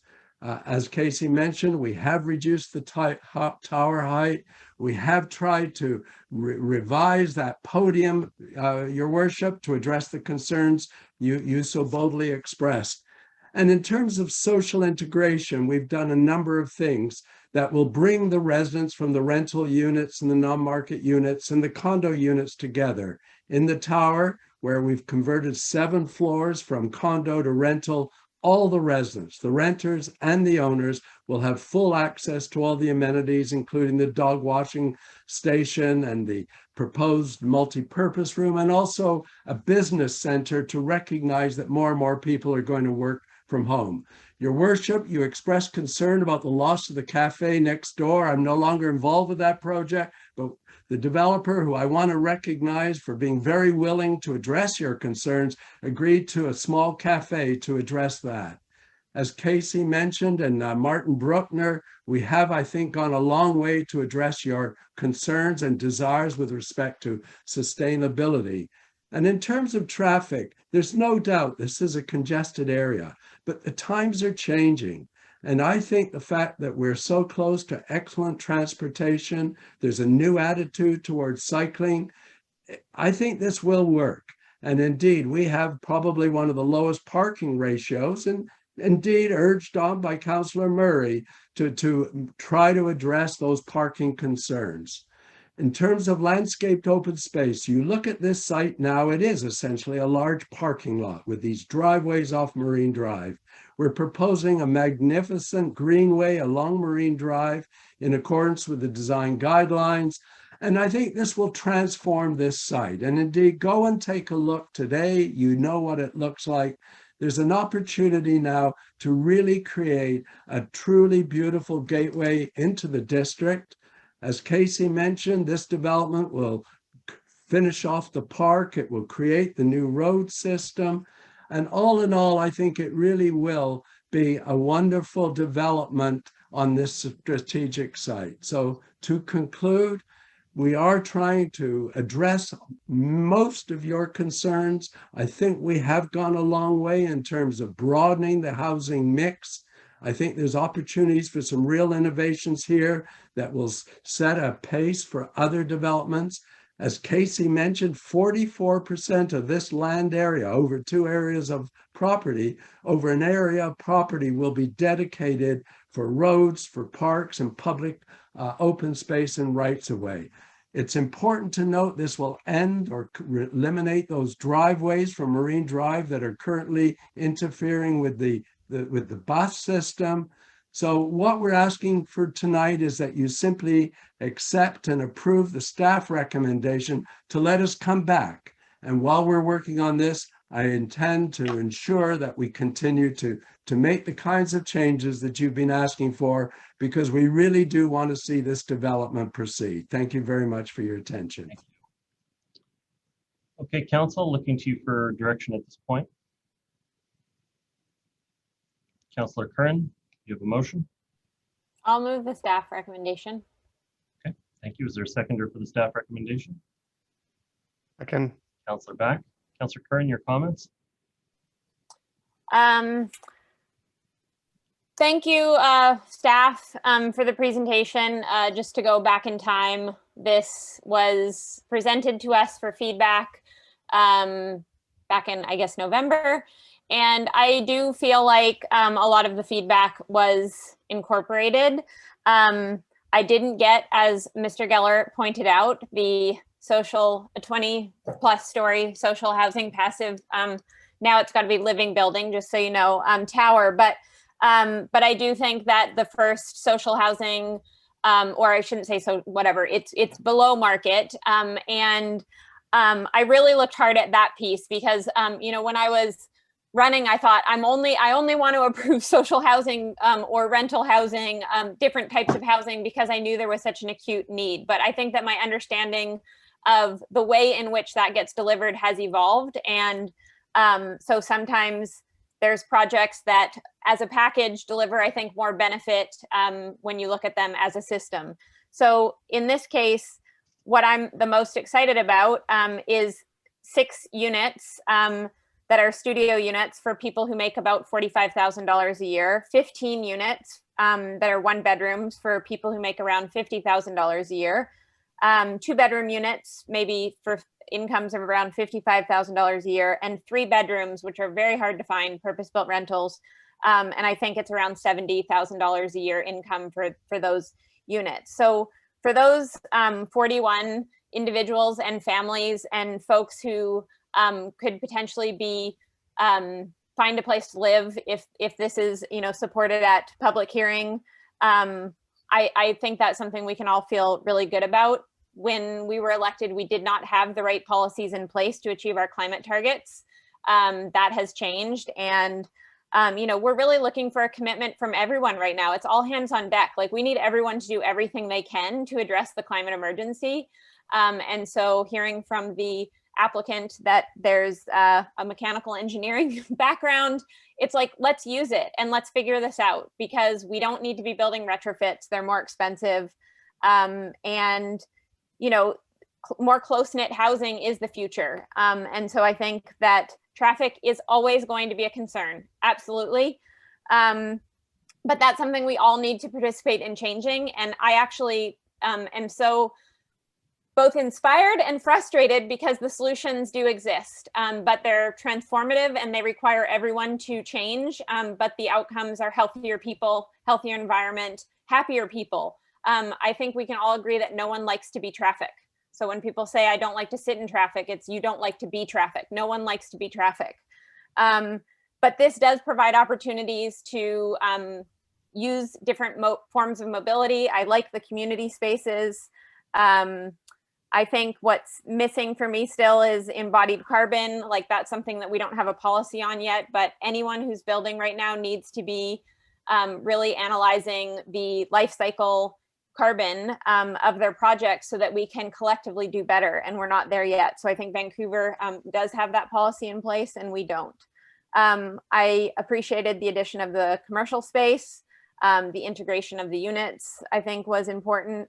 So, I mean, I think that at the end of the day, is this perfect? No, but did the applicant address a lot of the concerns that were raised? Yes, and I think for that reason, it deserves to go to the public hearing. It is part of the official community plan. It's in a town center, and we need to make big, bold moves on transportation, and I'm ready to do that. I'm not asking other people to change in a way that I'm not willing to change myself, but I think that has to be a collective change, and we need to do it with some urgency. So I hope we can hear from the community. Thank you, Councillor Curran. Just not certain the seconder on the motion, I believe, was Councillor Back. Is that correct? So Councillor Back. Yes, Your Worship. Yeah. Thank you. And those are hard comments to follow. Councillor Curran made a lot of really great points, which I agree with all of them. But I just wanted to comment on some of the different aspects that have been added to this project. I did support it the first time it came to an early input opportunity, but I think it is an even better project now. You've done a lot of work in terms of listening to what council was asking for and what we want to see. The rent to own program for me is a really important aspect of this. We've seen the demand for it in other sites like Seymour Estates, and I'm pleased that you're going to be looking at that as a model. I really like the community spaces for people to gather. I think the commercial space is a great addition. I would like to see even more commercial space, but I think the addition of a small coffee shop will be a really nice place for the whole neighborhood to gather. And it's a significant park that's a part of this project as well, and I think that's really an important piece. And the amount of rental units that have now been included, I think, is significant. And I think if we're going to address some of the real challenges in terms of affordability and being able to create the sort of homes that people need, we're going to need that, and especially in a town center like this. So I'm just pleased to see the changes that you've made. This is an important piece of the Lionsgate Town Center. I do want to see it move ahead, and 8 years is a very long time. So you've been very patient and trying to create the sort of project that we want to see. So I will be supporting that the staff recommendation that this come back. Thank you. Thank you, Councillor Back. Councillor Hanson. Yeah, thank you very much, and Your Worship, and thank you for the proponents for their presentation, and good evening, everyone. I will not be supporting this proposal. I start by thanking the proponents for all of their good efforts and for their adjustments. I very much respect the efforts to include rental, both market and non-market, to include the lock-off suites, to include the rent to own proposals, the green building measures. You have listened to the concerns of council, and I thank you for that. However, in 2018, I, along with a number of other candidates for council, some of whom were indeed elected, campaigned on a clear message. We heard from the community that they wanted slower growth and they wanted infrastructure to catch up to growth in our community, especially transportation infrastructure. I said that I would approve rental, social, and supportive housing and not more market condos. Others who were elected made the same pledge and commitment to the voters. Here, the project is mostly market condos, 208 out of 326 units. It includes 349 parking stalls located, I should add, in an extremely congested region of the district. And it would not be consistent with my pledge to the voters to support development of this category. Let me say I would love to see rental-only zoning on this site, and I'd love to see that without any parking stalls. Rental-only zoning and with appropriate upgrades to transit and cycling and active transportation infrastructure to allow renters to live in this site without owning a car. I believe that this kind and scale of development, at least as market condos, must await significant transportation improvements. And on the climate side, let me say that during my term in council, I have been moved by the importance of the climate emergency. And for my part, I have sought to view the decisions of this council through a climate lens, and I believe it's important that we do so. There's absolutely no way, in my most respectful view, that we can view all of the concrete involved in this proposal as being climate friendly, nor, in my view, can we view the addition of 349 parking stalls and the cars coming and going through this highly congested location as doing anything but making our climate crisis worse. What we must do is step back, devise a transportation system that doesn't involve spewing out all this exhaust, and then from there place rental, social, and affordable housing on these sites in order to create both a more balanced community, but also, and very significantly, addressing our climate emergency in a way which is consistent with the declaration of climate emergency that this body passed earlier in our council term. So those are my perspectives, and I will not be supporting this proposal going forward any further. Thank you very much. Thank you, Councillor Hanson. Okay, so just my comments. I think that there is evidence that you've listened to our concerns that we raised at the early input opportunity.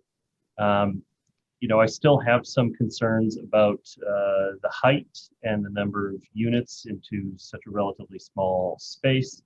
But I think you have been, you know, addressed some of the issues adequately within the change in the podium, and I cannot put on your shoulders the deficiencies of other places. I know we chatted about the cafe issue, but the broader issue being that I think that it is going to be one of the great regrets of the council for the next few terms that the district did not better plan a mix of units into the whole area. I don't put all of that on you. I think that 41 units does provide a significant increase in options for the area. But I do think that's going to be a regret that this area did not have a better mix of housing available to it, because it certainly has an awful lot of service jobs in that neighborhood that are going to require lower average incomes to be able to support those places. And so I do think that you have honestly attempted to sharpen your pencil on that matter. I seem to recall I raised one other issue, and so as this matter goes through to first reading, which I think it is going to go to, accessibility. I really want to make sure that we're commenting on units that can be produced for persons with disabilities and their caregivers. This is one of the flat neighborhoods that we have in the district. Almost all of our other places in the district have hills and make it very inaccessible for people. This is one where a person in a wheelchair could be well served in the community with lots of options, all at grade, without having to fight our hills that we have in so many other places. So I think it would be a missed opportunity to also not include high levels of accessibility within the entire project. But I think you have made an honest effort to amend it. I am very curious where on earth I'm going to go and get my late night Denny's fix from. If it's not available in this space, maybe I just shouldn't do that. But I think that you have satisfactorily met my conditions to go to first reading, and so I will be supportive of the staff recommendation. Councillor Bond, your hand is up. Yeah, thanks, Mayor Little. I was, like Councillor Back, supportive of the previous version of this going forward to first reading, and like to concur with the comments of Councillor Curran and Councillor Back. I do believe this is a better project. More homes, more rental homes, and slightly more non-market or below market rental homes on what is a very constrained site. And I think my comments at the previous meeting were that we can't necessarily look for a unicorn in every single project that we're looking at in the district. And with this project, there's a significant land dedication, there's for the road and the park, and there's the non-market and the rental component put a lot of, I would say, financial constraints. And so I think that the applicant here is kind of pushing the limit. Obviously, since last year, things have changed, the market has changed. And so I think there's some more opportunities for the applicant to provide more of these things. Had the market acted differently, we might not be seeing a proposal like this at this point in time. One comment I'd like to make, because I know at least my experience on this council is that we do send a lot of things back in hopes for more affordability, more rental. And sometimes I feel like there's often shifting goalposts in that, we have a bunch of concerns and an applicant comes and addresses the concerns, but it's still not good enough, or there's new concerns that are raised at a different point in time. So I want to thank the applicant for their effort on this and bringing this back in this way. Just to add a few comments, I think in the climate lens, that this project is somehow against good climate policy. I think that's absolutely false. The infill housing in existing amenity-rich neighborhoods, close to shopping, close to transit and jobs, is actually one of the most effective climate policies that there is, for a growing population on a growing planet. It doesn't take much, maybe crossing the ocean over Burrard Inlet, driving out to Langley or Maple Ridge or the township of Langley or Abbotsford to see that when we don't add homes for a growing region in areas like this, which is a 10-minute bus ride or a 10-minute e-bike ride from downtown Vancouver and all the jobs that are there, where do the homes go? They don't not get built. They get built on the fringe. And that is poor climate policy.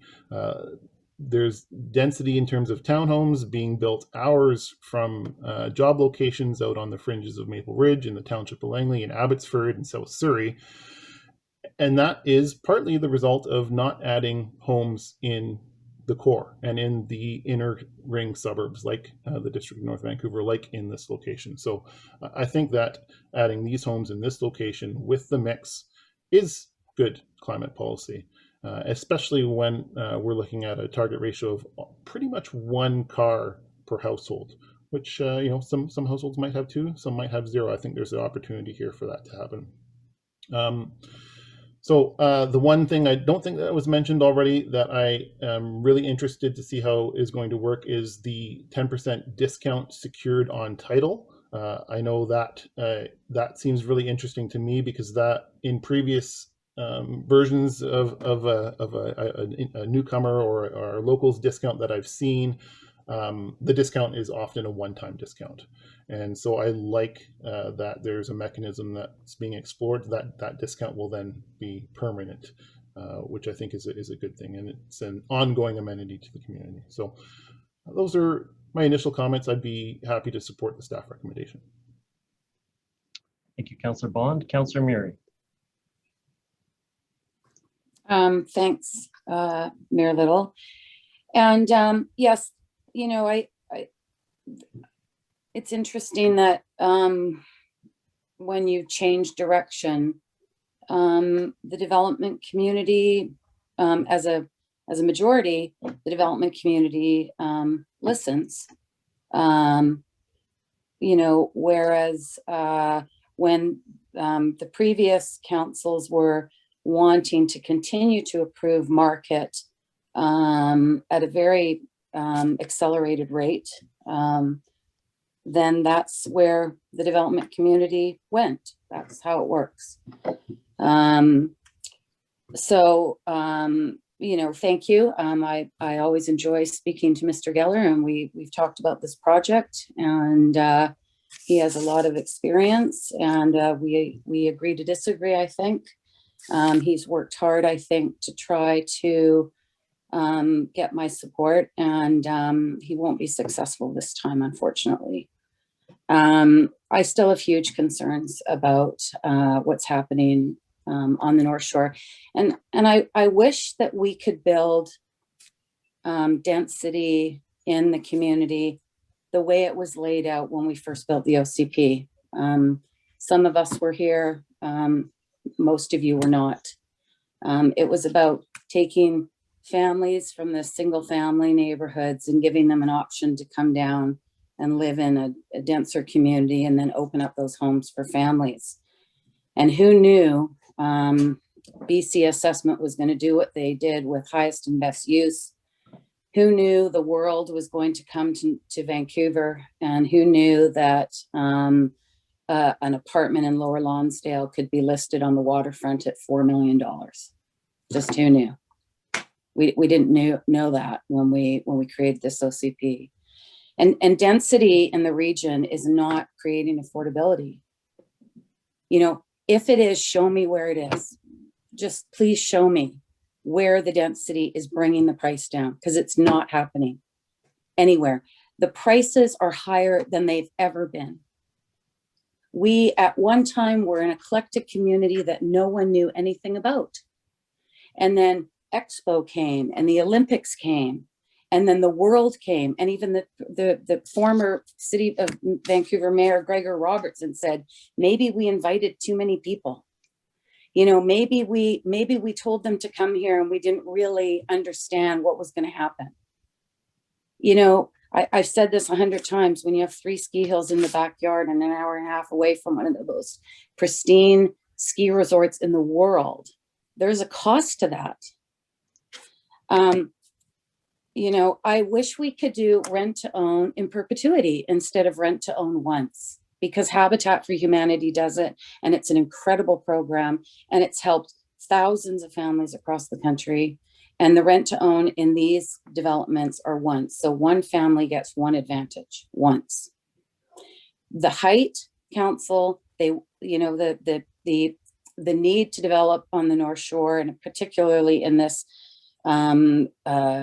corridor, is because of the views and you know, the access to downtown. The Height is where the money is. We still have the same infrastructure that we've had forever. And I think Mayor Little spoke up last week or the week before saying, you know, we haven't done anything to the Ironworkers Memorial Bridge since it was built. You know, maybe it was widened. I can't even remember what, you know, I'm not old enough to remember those additions, but it still is a bridge that is over capacity, and it has been for some time. The Capilano residences up the street at Larco right now are offering a month free rent if you sign for a year, or 2 months free rent if you sign for 2 years, plus I think you get free Wi-Fi. Somebody I know very well just rented an apartment, no problem, in North Vancouver City, a 2-bedroom for $27.50 a month, and got a $400 Amazon gift card. Where is the data that tells us we need more units? We have graphs that show us what we're building as far as social housing and non-market. But where is the data telling us that there is this need? What's the need? You know, the Larco developments, I know a family that lives in there, and they pay $4,500 for a 2-bedroom. They're seniors. And I'm not sure if that's sort of the affordability level that we're trying to get to. Is that creating or growing that eclectic nature of the North Shore? We've approved thousands of market units, strata units. We really need to do what we said we were going to do in the election and concentrate on that social housing, and create that affordability. So it's not that you're putting every dime into your housing and you have no money left at the end of the month. And that's where a lot of our families, and certainly the families from Emery, you know, they you know, the rent that they're paying right now is squeezing them, so there's not much left at the end of the month. The gap between rich and poor on the North Shore is getting wider. It's not narrowing, it's getting wider. And the idea that building more density is going to somehow lower the price is just false. It is just false. And any big city around the world, and you know this, the prices go up. They never go down. Death and taxes guaranteed, and the price of real estate in cities like ours. I do understand the concept, and this is why I supported the OCP when it was created, of the sustainability, where you could shop locally, you could get out of your car, and certainly building at the bridgeheads was a good concept. I just don't think it's turned out the way we thought, because I don't really think we understand enough what we have. Jordan grew up here. Councillor Back grew up here. Mayor Little grew up here. I grew up here. Betty has been here for decades. I think we, and Councillor Hanson, you grew up here as well. You were born in Lionsgate Hospital. Sorry about that. Sorry, Councillor. I don't think I know, I'm just going to end here. I just really don't think we reflect enough on what we have and what we offer. And I think if we did, we would realize that we are a paradise for people to come to. And paradise costs money. And it's just never going to be affordable. That going forward, the affordability of the North Shore is only going to continue to be reduced. So I don't think we need more of the same. I think we need to go into a drastically new direction. Thank you, Councillor Murray. Councillor Forbes.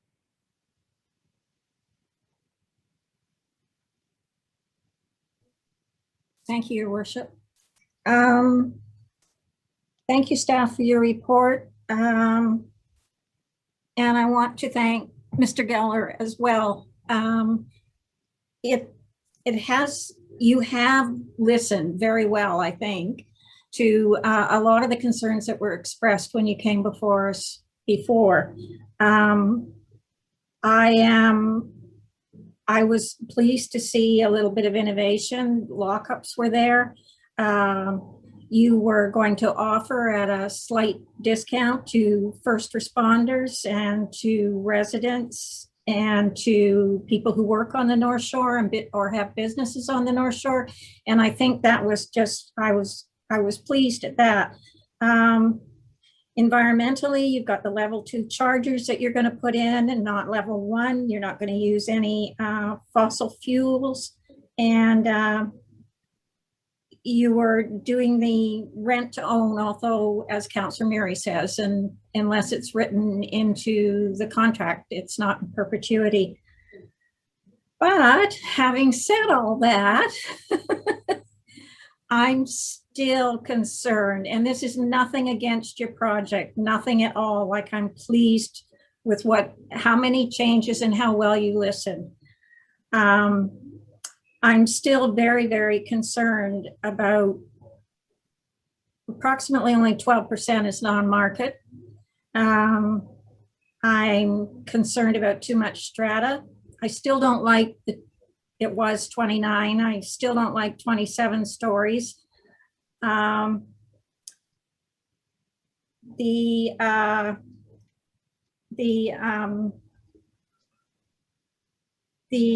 Sorry, gone blank there for a second.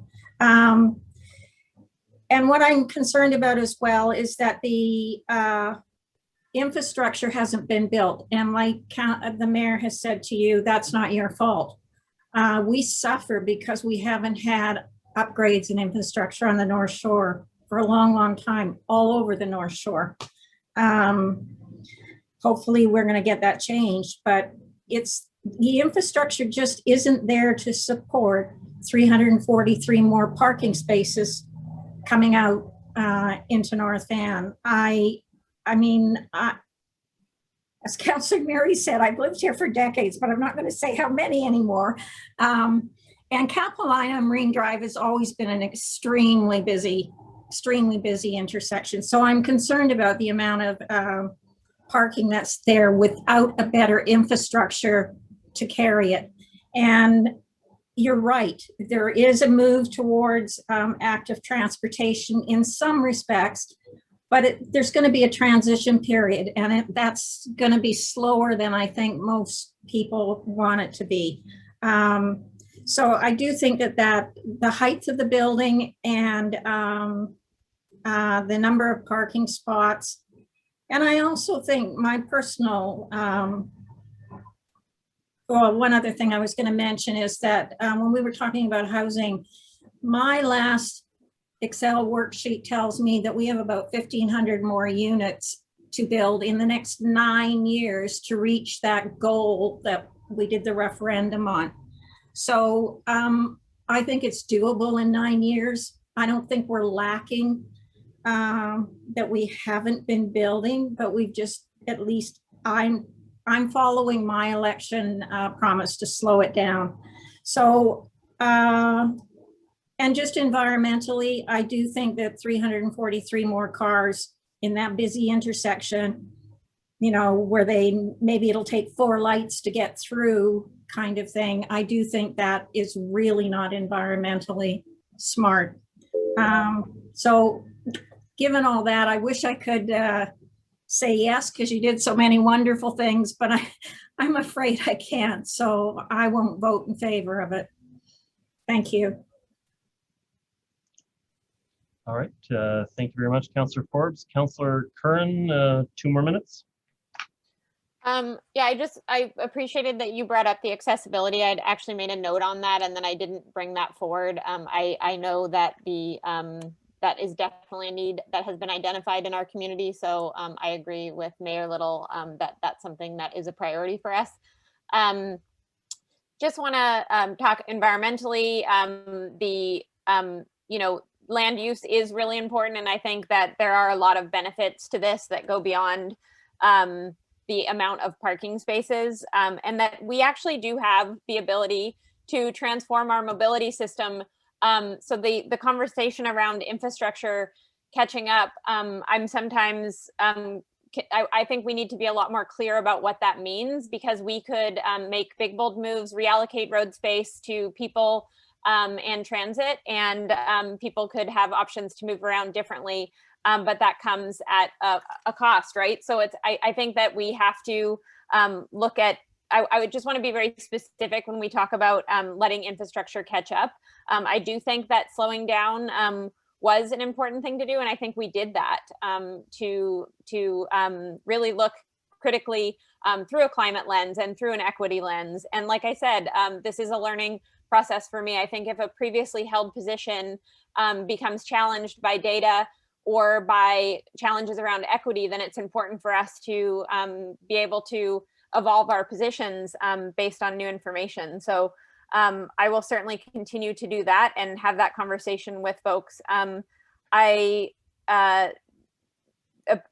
also just wanted to mention that you had talked about solar, and I'm just going to throw green roofs in there because we're going to do green roofs everywhere, but we had talked about solar, so I did appreciate that came up. And yeah, I think that's it. It sounds like it's going to go to first reading, so we'll hear from the community. Thank you. Next speaker I have is Councillor Bond for 2 minutes. Just a few more comments on the question of vehicles. Again, I'd like to make the point here that 300 or so families and households living in this location with owning 1 car or less is a better climate alternative than 300 families moving to the edge of the region and owning 600 or 900 cars and driving significantly longer distances to where they need to go. So that's one point I'd like to make. And, you know, as I was one of the two councillors that was not born in North Vancouver, maybe that's an anomaly on this council, but I think it's probably the opposite in the municipality. Many people have moved in here and called the district home. I'd like to make one comment on the price of housing.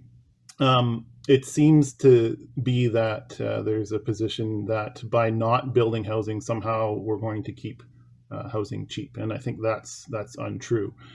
It is true that the cost of housing has increased dramatically over the past 10 or 20 years in the district.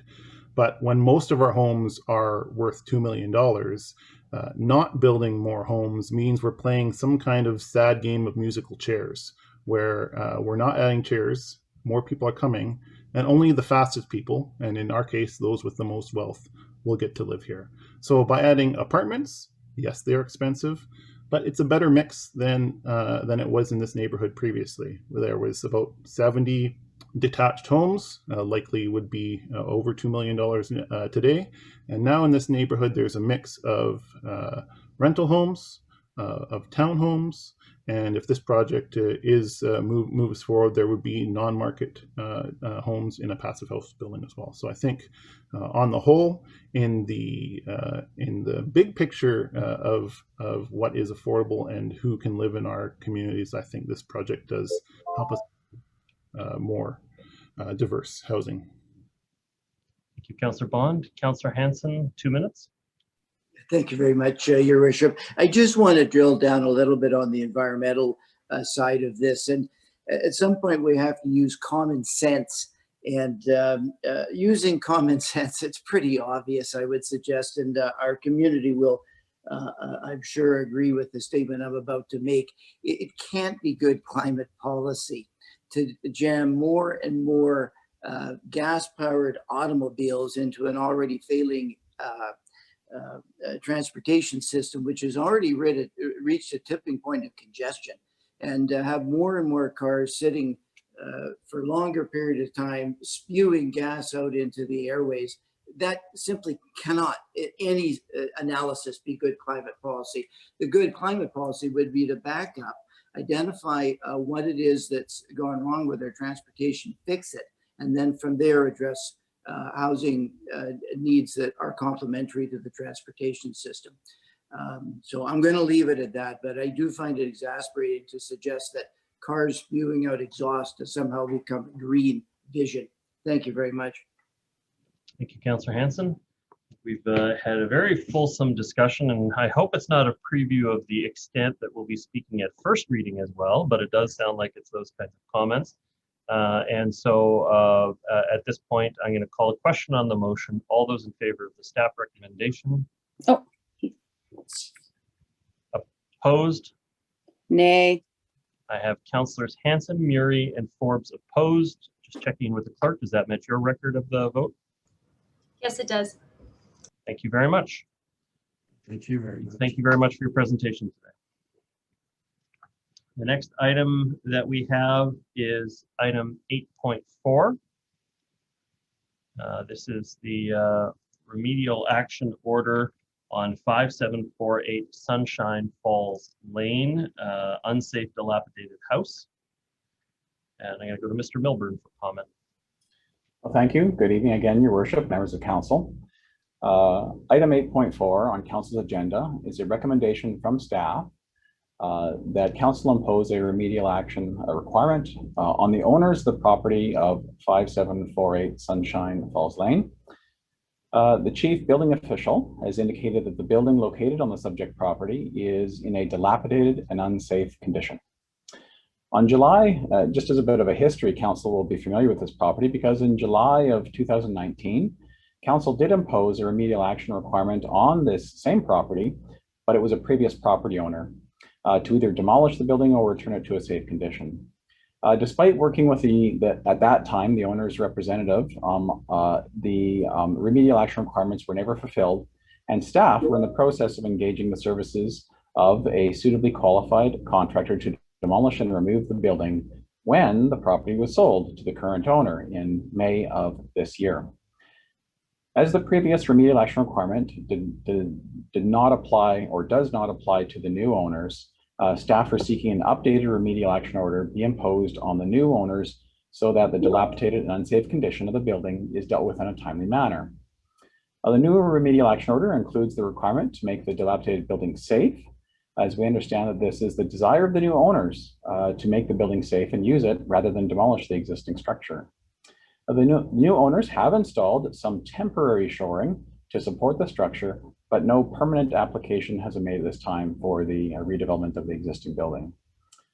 Staff are recommending that council impose the remedial action requirements as outlined in the recommendations of the report, and I look forward to answering any questions of council.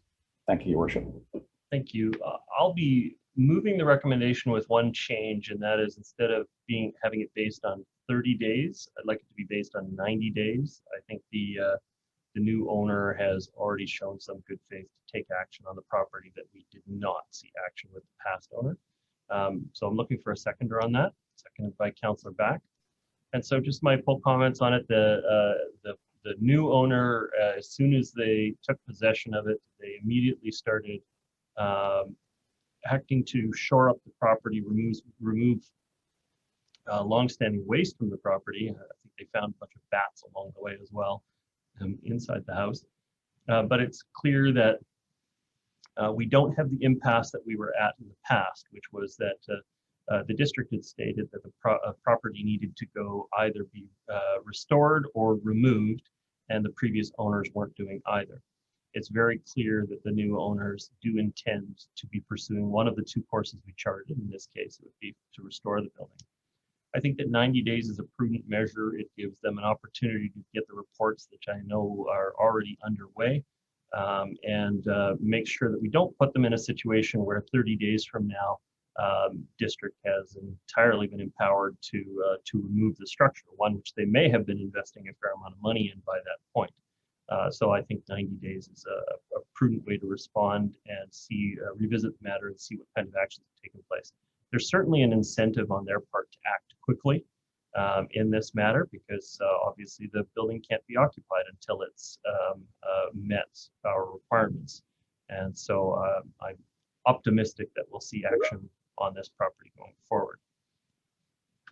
Just want to be clear about what impact that would have. I believe that would change the dates to approximately the middle of October. Mr. Milburn, do you have those dates in mind?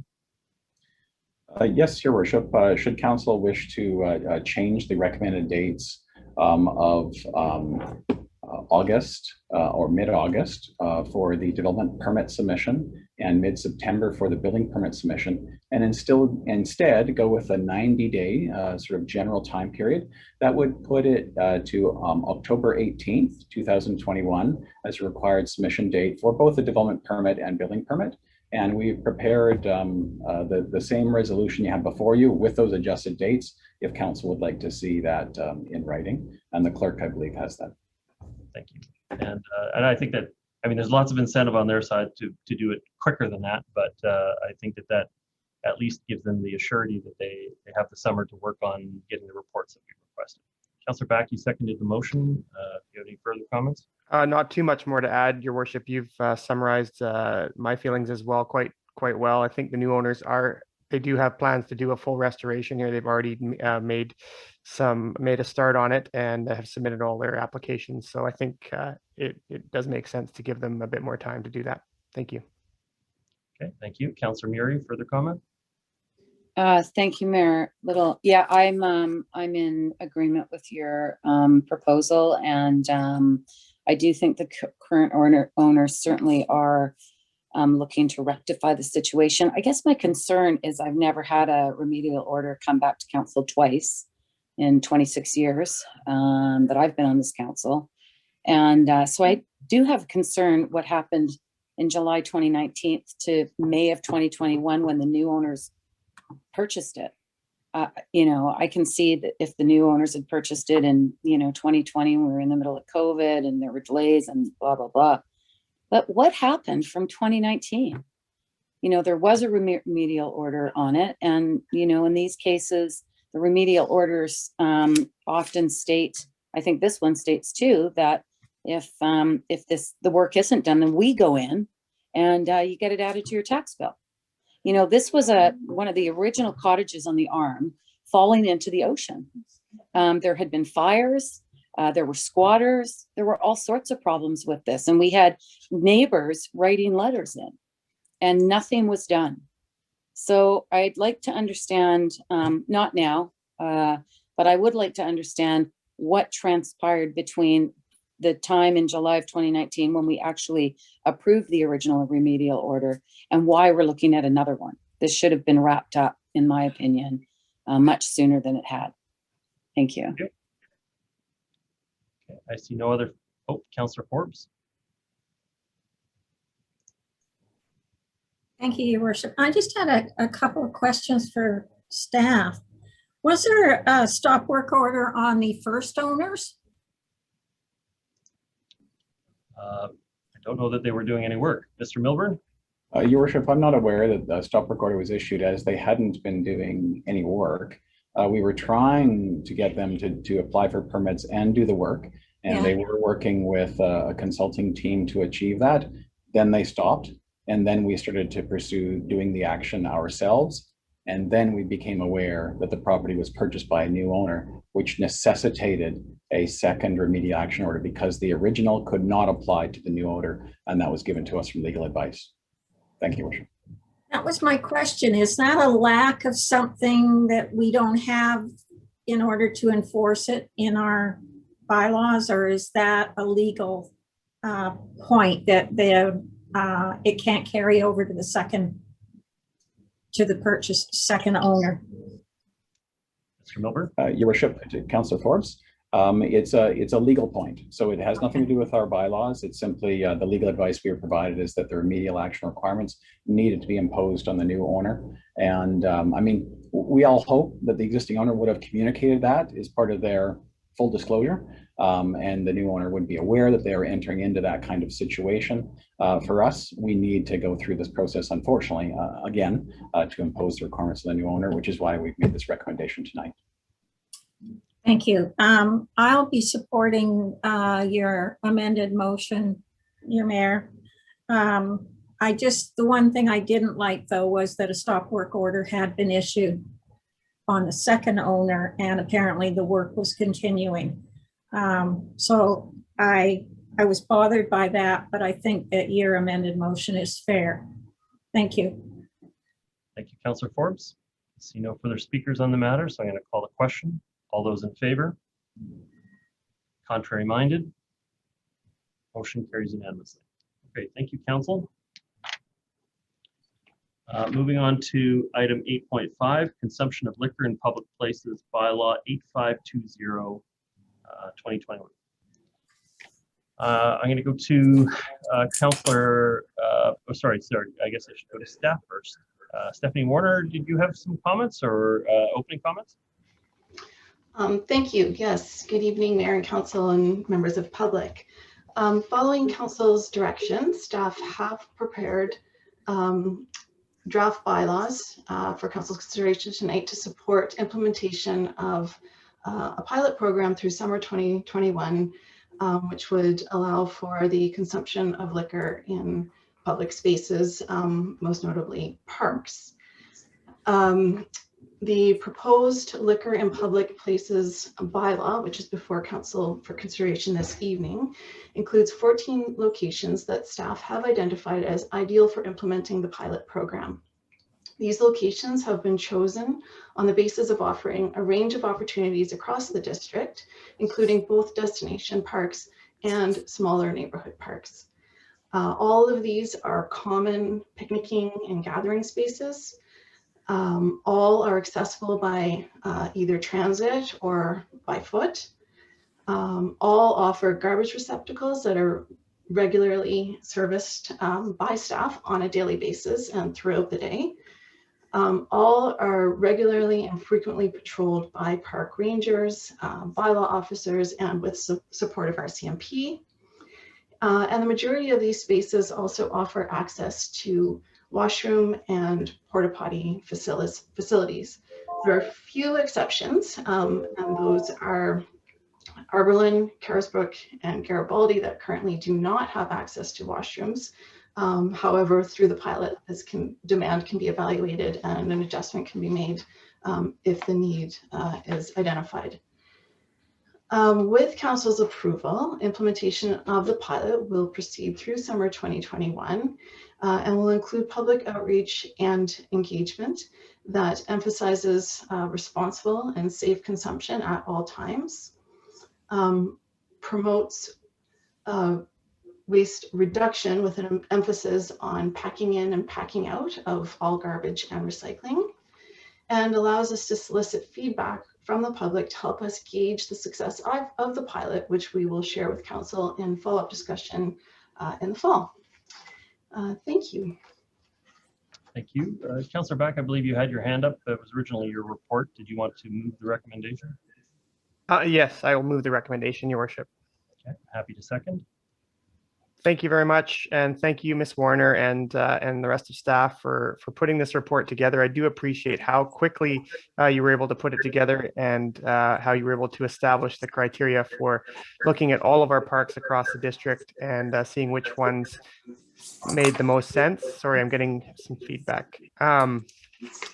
I am very supportive of this. Obviously, I brought the initial motion forward, and I think the fact that we have parks across the district here chosen as part of the project makes sense. I do want to address Deep Cove, because we have received some emails from residents in the Cove with their concerns around the potential for this to potentially draw more people out in an area that's experiencing a lot of pressure, especially this summer with the storm sewer replacement.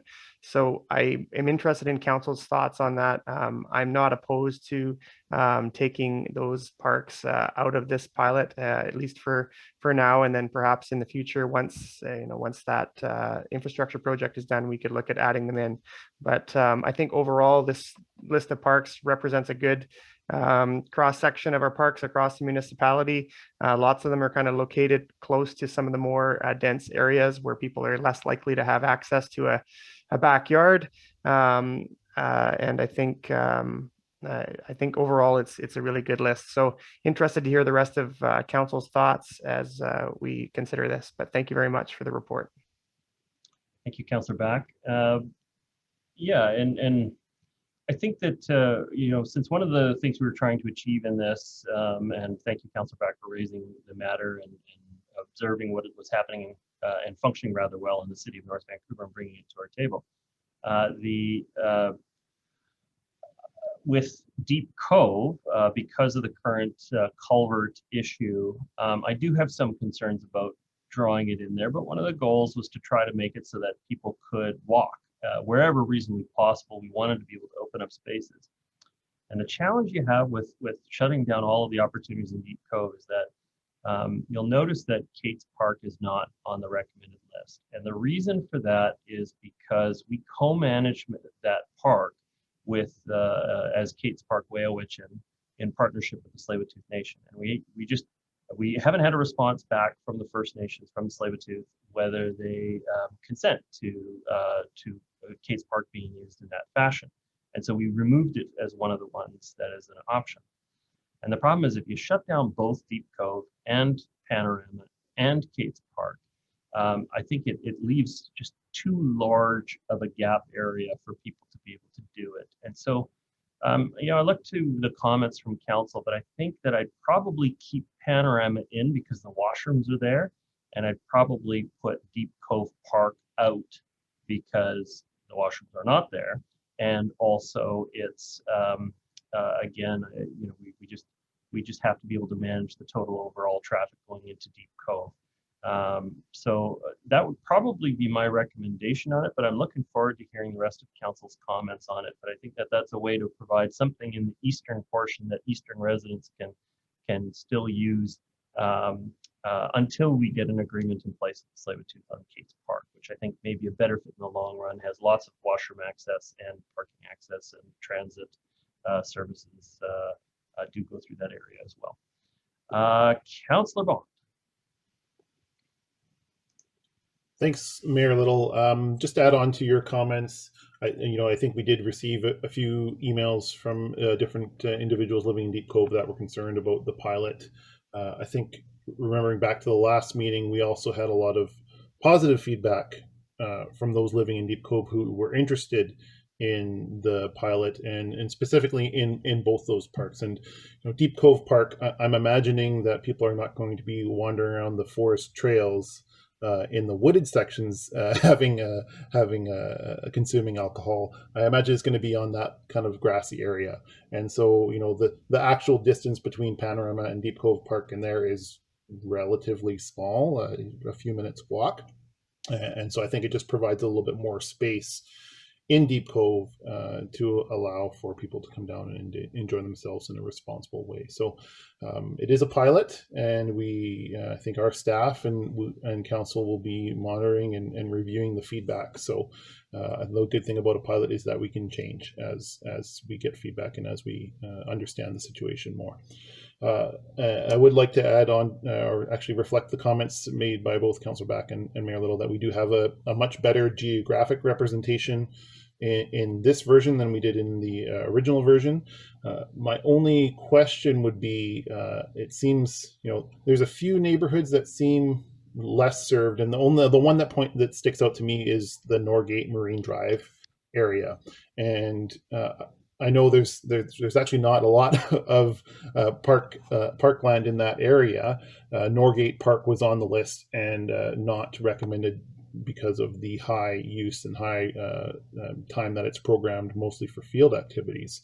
I'm wondering if staff had considered an alternate location such as the Welch Strip, where the Spirit Trail goes through, as a location, or other locations in that neighborhood to kind of provide the same opportunity to those living along Marine Drive in the apartments, or the townhouses just south of Marine Drive, or the rest of the Norgate neighborhood. If that's a question to staff, if we thought about an alternate location or looked at something else that's not on the list. Ms. Warner. Thank you, through your worship, to Councillor Bond. You're correct. The western portion of the district was a bit more challenging for us to find appropriate locations for the purposes of the pilot that strongly met the criteria, the main criteria that we understood were priorities for council and for staff as well for the purposes of the pilot. The attachment 4 includes the list of all of the parks that we evaluated and how we did that. And it includes a B list, or priority B parks. So in that general area on our B list, we have Cleveland and Delbrook that could be considered, with another list of parks that we, for the purposes of the pilot, would prefer to revisit once we have a bit of an opportunity to just evaluate our criteria, how well it works, and the feedback that we receive from the public. So not specifically because in Norgate there are kind of only a few parks, Norgate, and then the linear parks, I guess, that you could consider them. So those linear parks, specifically the Spirit Trail, was not considered in the list? Linear parks are more challenging. They just don't have the same access, amenities. So, I mean, we can consider them, and we can, if that's council's direction, either now as part of the pilot or when we return to council in the fall with an update on the progress of the pilot and the success of the pilot. That could be another opportunity to broaden our scope if that's what council desires. Yeah, I think that neighborhood would, since we don't have an opportunity in that neighborhood, it would be good to consider alternatives and at least evaluate them along the same criteria that were evaluated the ones in the list. I don't know if that's necessary for the pilot period, but coming back at the fall, I would like to see an opportunity in that neighborhood for those to get out and enjoy a drink responsibly. Councillor Bond, Councillor Curran. Thank you, and thanks for staff. I feel like this was turned around quickly. I don't know if Councillor Back is feeling that, but it seems like it was a lot of work went into this and a lot of analysis. So thanks for that. I live in Deep Cove, and have heard quite a lot of feedback, mostly positive, I would say. And I do recognize that there are some concerns. After 20 years, I still sometimes am like, is this Deep Cove or Panorama Park? Because they really do feel like one park along the water. So I think it would be easier to just have both of them be included in this. And I think it is important to note that this is a pilot, and that some of the concerns that I have heard, I think, are concerns that are going to happen whether or not, unfortunately, whether or not drinking is allowed or not. There are going to be people that leave empties and do things like that, but I don't think that relates to the pilot. I think a lot of folks in the community are actually excited to meet a friend in the park for a beer or a glass of wine or something responsible. So I think that we can be flexible. And if there are a lot of issues or concerns, we can address it. I think there is staff available to do so. So I'm comfortable with both of the places, because they really are a continuous area, and it's a pretty small area, and there are bathrooms at the kayak shop and in the park. And so I think there are bathrooms, and I appreciate that waste has been a concern. I like some signage about the zero waste and the pack in, pack out. I think that's important. And I've talked to other councillors in other municipalities that have moved forward, and there really haven't been any negative outcomes other than, the concerns raised around bathrooms, which I think we do have bathrooms, and then waste receptacles. So it is a pilot. We can see how it goes. But as the sole Deep Cove resident, I would support both locations in the Cove. Thank you. Councillor Hanson. Yeah, thank you very much, Your Worship. I support the proposal in its entirety. I thank Councillor Back for bringing this forward. His proactivity on this has made a contribution to our community in our view. I support the selection of parks that was put forward. These bylaws bring our approach to liquor in parks, frankly, into a modern age. We spoke last time about the difference between irresponsible drinking and responsible drinking. And of course, it's not our intention to sanction irresponsible drinking or illegal behavior, drunk driving, anything like that. What we're talking about is properly allowing through our bylaws a form of behavior which has a lot of benefits to our community, particularly in this time and place for the reasons that were described when it came forward initially. I do look forward to Kate's Park, Wew'isuwet'en being added, of course, after the Tsleil-Waututh Nation have had a chance to properly participate in that decision. But that would, from my point of view, provide additional geographical balance. I don't believe it's necessary to eliminate any of the parks in Deep Cove.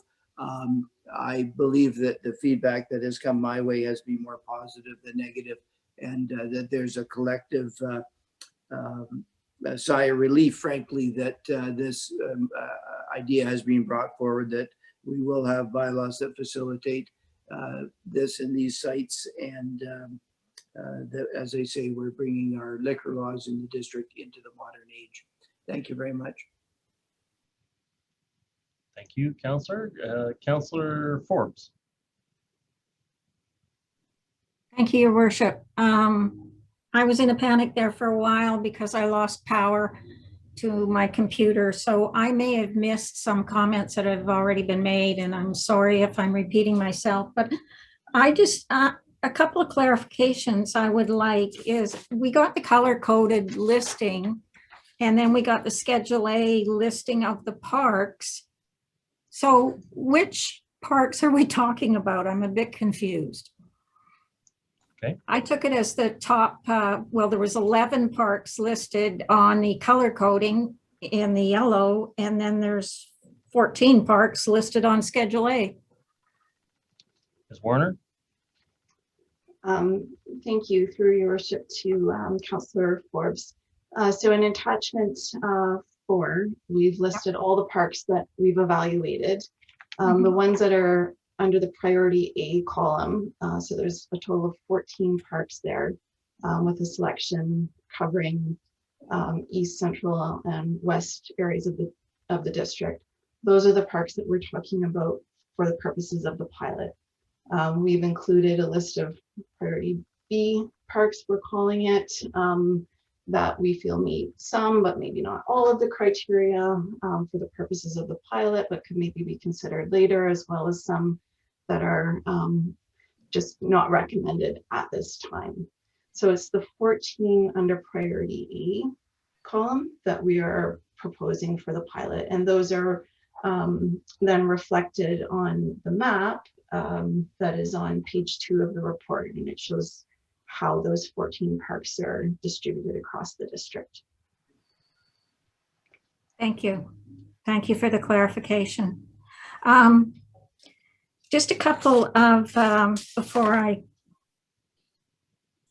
make a judgment here, I had a couple of things. I noticed in all the other municipalities, which there's include, well, okay, I'll just talk about the North Shore. Both the District of West Vancouver, who only has 1 park listed, and the City of North Vancouver, who has 7 parks listed, have their starting time at noon. I would prefer to have our starting time at noon as well, just because I think 11 o'clock is too soon. And if we're going to be consistent with the other 2 North Shore municipalities, I think we should start at the same time at noon. Also, as I say, there's 1 in West Van and 7 in North Van. There's 7 in Port Coquitlam. There's 3 in Delta and 7 in New Westminster. Why are we going for 14? I understand that we're trying to meet our district, but 14 for a pilot just seems, I'm wondering how we're going to enforce things, how we're going to monitor things. That's an awful lot of parks right up front. So I'm wondering about enforcement as well. The other thing is this particular, through this report, it keeps referring to it as a pilot, but there's no end date. And most of District of West Van is going to end on October 31st. The City of North Van enacted this last year. So they've just passed a motion to continue it permanently, but they had a limited pilot time. City of Port Coquitlam is October 31st. City of Delta is from June to September. So I just think we need to, if we're going to call this a pilot, we need to have an end date on it, and there isn't one on it right now. The one other thing I'd like to mention, I'm hoping those suggestions of mine can be worked in here. The one other thing is I don't think we should put bathroom use on the kayak facilities. I don't think that's fair to do to any business of any kind. It's similar to having people who don't buy anything in your restaurant using your washroom. So I don't think that we can count on that. I think that's an intrusion that we shouldn't make. And my last statement is that I don't favor the Deep Cove parks being included in this because I've been hearing a lot of people that are against it. And I feel that with so much that's going on Deep Cove right now, the last thing we need to do is add another attraction, and that's what this will be. It'll be another attraction. If people really want to have a drink, we've extended the patios in Deep Cove and they can have a drink on outdoor patios. I don't think we need to add drinking in the park with everything that's going on there with traffic and everything else. So I'm against the Deep Cove parks being included. And if staff or somebody could address those other concerns about putting a time frame on this and changing the starting time and how we're going to enforce 14 parks. Ms. Warner, do you have a response? Or, oh, Mr. Joyce has a hand up. Mr. Joyce, you have a response? Yeah, quickly. Good evening, Council. Through your worship, the 14 Parks, actually, Council, comes for our early introduction of this topic to Council. staff came back, proposed a smaller list. And after listening to council and looking at the parks that would be acceptable, staff expanded the list because clearly the majority of council were moving that direction, representing neighborhoods, walkability, transit, those type of issues. So that's how we settled on the 14. I will let Ms. Warner speak to the enforcement and the timing of the pilot. And what I'd ask before council's vote, your worship, as well, that staff get some clear direction on Panorama Park, as we hope to bring this item back for full adoption on the 26th, which is council's last meeting prior to the summer break. Okay, Ms. Warner. Could I just, with all due respect, Mr. Joyce, I recall that conversation too. And I believe when the conversation ended, we were talking about 10 parks, not 14. That's why I was a bit surprised to see so many, but thank you for your answer. Thank you, Ms. Warner. Thank you. Through your worship to Councillor Forbes. Okay, so hopefully I've captured your questions here. In terms of enforcement, we have a full complement of park rangers, including some extra park ranger resources this summer, specifically in response to growing demand and different park priorities that we have currently. We've also preemptively increased our park worker resources this summer, learning from some of the demands that we faced through the last 12 to 18 months in the pandemic. So recognizing the increased demand on park spaces specifically, we feel that we are well resourced to be able to manage this pilot through summer 2021. And that will also allow us the opportunity to evaluate how those resources are impacted with a new program like this for conversation with council in the fall on next steps. Our park enforcement is also supported through our bylaw officers and also through partnership with our CMP. In terms of an end date for the pilot, this is something that staff did discuss and consider in exactly as you said, how the municipalities have approached it with an end date written into their bylaw. Our approach, it still requires us coming back to council with a recommendation. So whether that's a recommendation to repeal the bylaw that's before you this evening, or to amend it, that can all be done when we come back following our evaluation of the pilot. So whether we put in an end date now and you approve that now for the pilot, or when we come back and council decides whatever council decides based on the recommendation of the results of the pilot, we can address that at that time. Does that answer your questions, Councillor Forbes? Can I just ask, if we don't have an end date in here, then drinking will be allowed 12 months out of the year until it comes back to council, and then based on council's decision. Is that correct? That is automatic sunset built into it. There's no automatic sunset built in. However, staff will return to council in the fall with the results of the pilot and for that discussion. Well, we could Councillor, you're way over time. Okay, so I think you asked another question in there, which I think we should answer. In the report, it says that 11 a.m. to dusk was picked to make it consistent with the other two municipalities, and Councillor Forbes said that the other two municipalities are at noon. Could we just verify that 11 o'clock is what makes it consistent? Is that correct?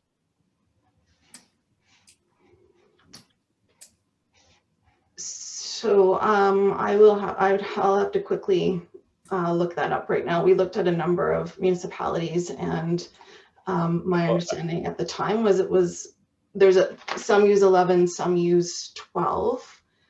Okay, well, let's try and make it consistent, and that's something that we can change. We can make it consistent to our neighbors on the North Shore. Thank you. Councillor Murray. Thanks, Mayor Little. I'm okay with the list and giving this pilot a go. I think a lot of people drink in our parks already. And generally we don't have any problems. Certainly during COVID, people were out using the parks, drinking in the parks, with or without this enforcement bylaw or this allowance of the bylaw supporting alcohol consumption in the park. People wanted to be able to come together and socialize, socially distanced, and obviously that wasn't able to do. We were not able to do that indoors. It's funny that one of the densest areas of the municipality, we're not able to find an area for people to congregate and meet in a park, whereas the majority of the municipality, you know, people do have yards in the district. We're a bedroom community, and that's something that is what a bedroom community means, is those yards and that space to be able to get out. So I'm okay with the going forward with the list. It certainly is a lot larger from where we started. My only concerns are the consultation and the community feedback that we're trying to gather, how that's going to be done. We seem to be relying a lot on social media. I don't even know how we communicate, quite frankly, anymore. There's a lot of signs. There's sign overload in the Cove right now. I mean, there's signs on the top of poles. They're bent. Some are in the bush. There's so much signage right now coming down into the Cove. It's hard to sort of manage what you're supposed to do and what you're not supposed to do. I think the Cove is really, there's a real sensitivity right now with everything that's going on in the Cove and all the changes. There's a lot of change happening in the area. And for years, because of the amount of people that are coming down, and Kate's as well. Kate's is another one where we cannot seem to keep up with the amount of garbage. And, you know, it's not our fault. I mean, we've got people that are like, you know, building boats, packaging floaty tubes and paddle boards, and they're bringing them down in their car and they're building them on the beach. And then they're leaving all their refuse at the base of the garbage can for us to take home or us to come and pick up. The bathrooms are a challenge. I mean, we probably really could have in those parks, Lynn Canyon, I would say the same thing, Lynn Canyon, the Cove and Kate's, you know, full-time attendants, just all day long, cleaning the bathrooms and stocking them. So I think that's the concern. There's just cars everywhere in the Cove right now. They're using all the side streets because Google Maps right now we haven't been able to deal with that. I understand we continue to talk to Google Maps, but we still haven't sorted out the reroute. So cars are coming everywhere. There's, you know, the parking restrictions throughout north of the Parkway really aren't very clear and in effect. So people are still, you know, doing the big loop around and around and around. They leave garbage everywhere. You know, people often use the bathrooms in laneways and behind people's houses. You know, I get a lot of that kind of communication from residents. So I think there's just a sensitivity that we really have to be aware of the impact that's going on in the Cove right now. And, you know, you know, none of us are feeling that impact because we're not right down in the center of it. And Megan lives in the Cove, but Megan, you're up on Badger. And, you know, there's not, you know, it's not the same kind of impact that people down, you know, on Panorama or Naughton are feeling. So it is a sensitivity for a lot of them, and it is a stressful time right now. So we just have to be aware of that and considerate about their concerns. So how are we going to be gathering this input? That would be my question. And how are we going to do that in all these parks that we're now going to allow alcohol? Ms. Warner, community feedback. Thank you for your worship to Councillor Murray. We'll be working on this through our corporate communications department. There will be signs. It is actually a requirement of the Liquor Control and Licensing Act that this includes signs. And so our signage will also include the means by which the public may reach us to provide feedback. And that will include a combination of ways to ensure that those who want to provide us that feedback have the ability to do that. So will it be like people that are coming down to enjoy the park saying, we came down, it was great, we love it? Or is there going to be a separate process for local residents to comment, or? We're going to need to work those details out specifically, but it'll be an open opportunity for feedback. So we don't really have a communicate. So have we, like, we're doing this, like this will come back next week for adoption. So it'll be put in place for 5 weeks through the last week of July. And I guess after the long weekend, and then you'll bring it back probably the second week of September. And we're not, so we have a communications plan ready, or we don't, or we're going to work on it. We're developing it currently, and yeah, okay. What I can tell you is that I in my meeting this morning with Mr. Joyce said that we would be actually actively soliciting feedback at the sites, including with the signs, reminding people that it's a pilot, reminding people of the regulations, and also doing some educational pieces in there. We really still want people to avoid using glass in the parks. And I know that that's going to be hard to do, but we're going to have to do it through an education piece, but that's going to have to all be on the signage as we go. Mr. Joyce, anything further? You're correct, Worship. We spoke about this morning. Pack in, pack out, glass, an opportunity for residents to provide feedback. We'll be talking more with our communications group as we do after every council meeting, and we're actively working on that plan. As been mentioned by council, this has been quite a rush job by staff to put this together at this point. So we're on the fly with this, but we will have the communications plan ready. Thank you. I think there's a couple of boxed wines that you can get that aren't too bad, but I think most bottles still come in a bottle. You can get some decent beers in a can, but yeah, that I know that this is rushed, but I think the garbage and the utilities being down there and watching the bathrooms, if there's success and support from the local residents, then those things are going to have to be really addressed and ramped up. Okay, thank you, Councillor. Ms. Grafton, I have your hand still up, but I don't know if that issue was addressed already by Mr. Joyce. There you go. Thank you. Thank you, Your Worship. I do think that Mr. Joyce has addressed what I was going to say. We do have a communications plan. We've been working with parks quite in depth to make sure that we're ready. When this comes to council next week, if it is adopted, we will be ready to go. And as we usually do, we will be asking people that give us feedback if they would like to identify where they're from. And certainly, as always, the focus is on hearing from residents. Okay, thank you very much.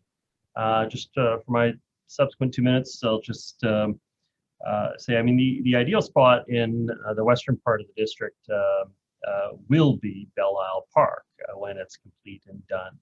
And so I think that is one of the big pieces that's missing out west. I probably, I know the Welsh Strip there very well. I know we don't have an official co-management agreement, but I probably would want to specifically solicit feedback from the Squamish Nation before we added Welsh Strip onto it, just because it's immediately adjacent to the reserve there. The other thing I wanted to just mention, and I don't want to be a Debbie Downer on all of this, but we have to restate, public intoxication is still illegal in this place, both by federal law and by provincial law. And so overconsumption in the parks can still be addressed by the RCMP. It's actually, they have very broad discretion. It's not a criminal matter. It's not a criminal code violation. It has to do with the Liquor Control and Distribution Act. But they have broad discretion to ticket, and even if they believe that there's a public safety risk, to arrest. And so, so people need to be aware. I know there's a lot of people concerned about what will happen. Oh, the police won't have the ability to pour out liquor anymore. If somebody is demonstrating intoxication, they already have the power under provincial and federal law to act. And this won't stop that from having place. What it'll mean is that people who are not over consuming maybe having it with a meal, having a good time, and are not being a disruption, that they'll be able to be left in peace to enjoy it. So I did just want to add those comments out there. But I also checked the CNV website, and the CNV website does have 11 to dusk written on the main page for the alcohol in the park. So I think that does make it consistent. Councillor Back? Just a couple of comments to wrap my second time here. Thank you very much, everybody, for your thoughts. I know Mr. Joyce is looking for some clear direction with regards to Deep Cove, and I was wanting to hear thoughts from around the table. So at this point, I will support the entire list that staff are recommending here. I think particularly with Kate's, Weyowichin not on the list, and my understanding from the report is that Tsleil-Waututh is not supportive of it, and I'm very much respectful of that decision. Then I think it is important that we have those other parks in Deep Cove for people in the neighborhood to mention, Councillor, to clarify that. Yeah. We just haven't heard back. So it's not that the Tsleil-Waututh have said no. Okay. It's that we just don't have confirmation. Okay, I do appreciate the clarification because the report says they were not in support. So that's good to know, and hopefully in the future then we can continue that conversation with them. And I think I acknowledged it in my first comment, but I do appreciate staff and how quickly they turned this report around with a very detailed criteria, looking at every park and really giving all of the parks thoughtful consideration for this pilot. So thank you very much, Ms. Warner and all the staff that worked on this. And I'm really pleased to see that we're doing this, and aligning ourselves with the other North Shore municipalities wherever we can. Always like to see that kind of collaboration. So thank you very much, everybody. There's lots of support from the community. We've heard from many, many people that are looking forward to this, as I am, and hopefully maybe with all of you at some point, we can get out in those parks. So thank you very much. Okay, thank you. Councillor Bond, final comments? Just a clarification from staff, because we received an email today that's about Weyowichin and Kate's Park, saying that the Tsleil-Waututh did respond and they were not in support. If it came in today, I may not have caught it. That our staff would know the correct, but just to be correct in the public meeting.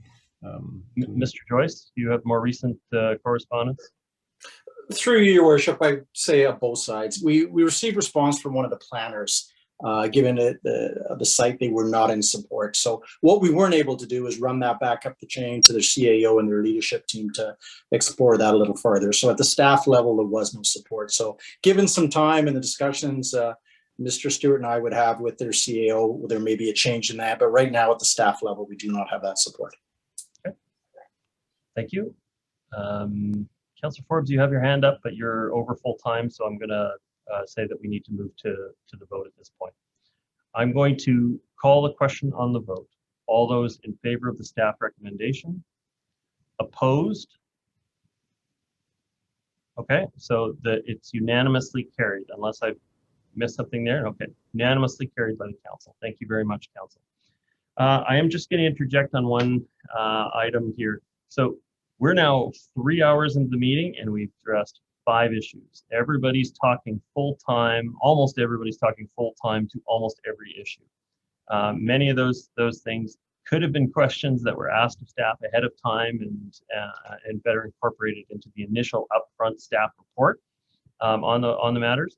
We're now in a situation where we're unlikely to complete the rest of the agenda for tonight, and we're going to be pushing it into a meeting that is on the eve of our summer break. And so Council, I really need you to knuckle down on these last items. So hopefully we can get them done without bumping them, which may have the effect of bumping things into summer. So now I'm going to call on item 8.6. And I'm going to invite Chief Hutchinson into the call. And just before I go to Chief Hutchinson, this is obviously a very broad change a very broad bylaw.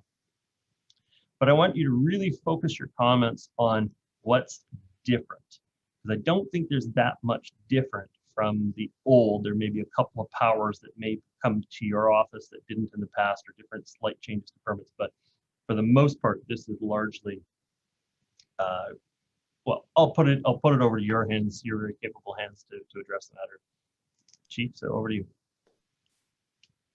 Thank you, Your Worship, members of council. Yeah, I'm more than happy to be able to speak on item 8.6 this evening, the new Fire and Rescue Services bylaw and the amended bylaws that actually support it, which we're bringing to your consideration for recommendation of first, second, and third reading.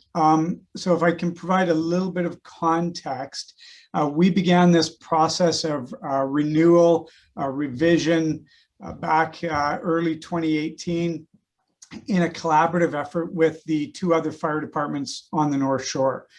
What we directed our staff to do was to engage with the respective legal departments of each municipality and conduct a really thorough gap analysis of where we were at, to look at the BC Building Code, look at the BC Fire Code, and look at the BC Fire Services Act, and ensure that everything within the respective fire bylaws was up to date and current.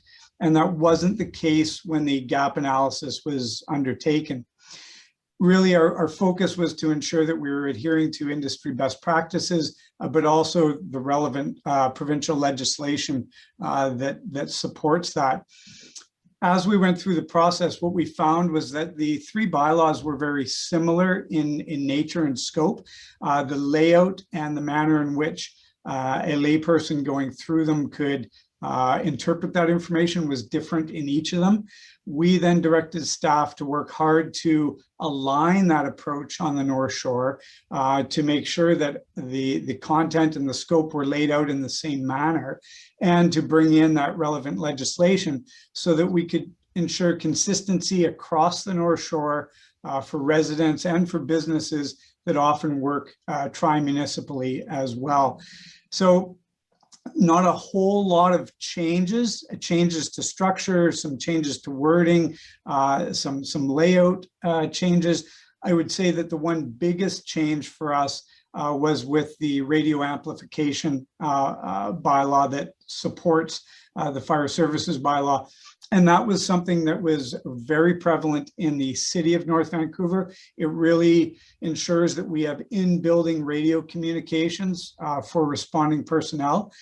We had some aspects of that, but we were really able to take a look at what the city of North Vancouver had done and work collaboratively with West Vancouver and our legal team and ensure that that bylaw actually was robust and aligned across the North Shore. So that's one of the things that really stands out for me in terms of this bylaw.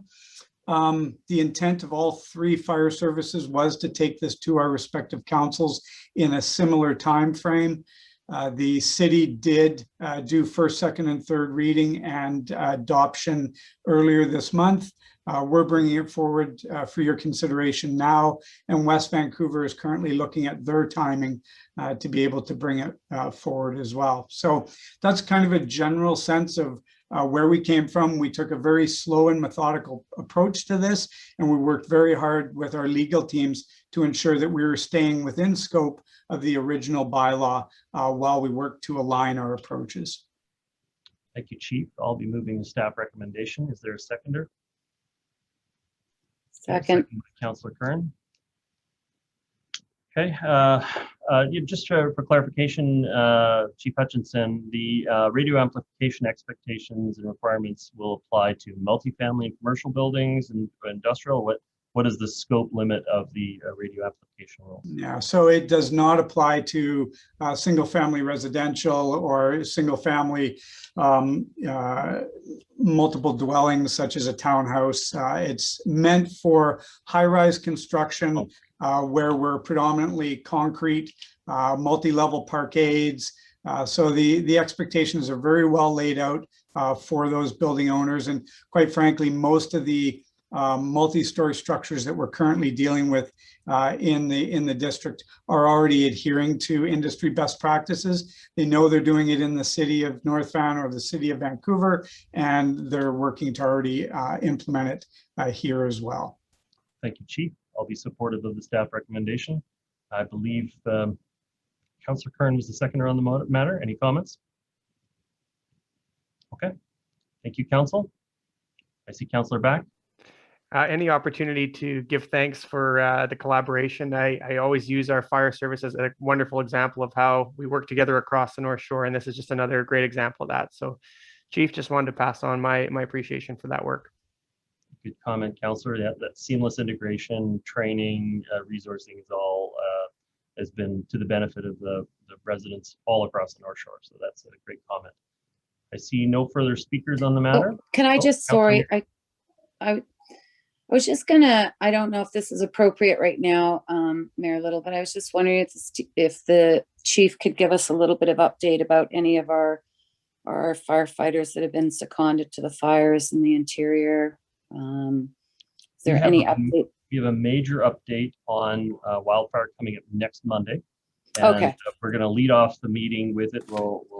So we're expecting the chief to come back next week and give us further information on wildfire hazard on the North Shore, including our efforts. So we'll make sure that's a part of that. Next time, Chief Hutchinson, we're going to put you at the beginning of the agenda.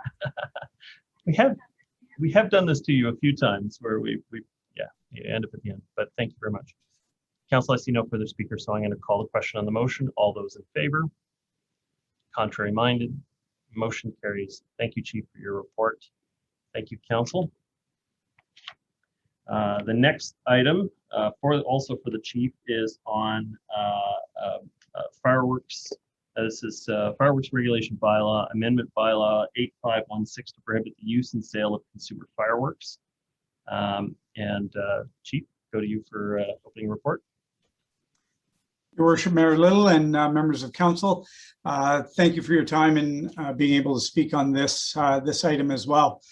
As you most likely recall, in November of 2020, staff were directed to kind of take a motion that Councillor Kern had brought forward regarding the prohibition of sale and use of consumer fireworks, take that back, review municipal regulations and current best practices across Metro Vancouver, and bring back a report to council.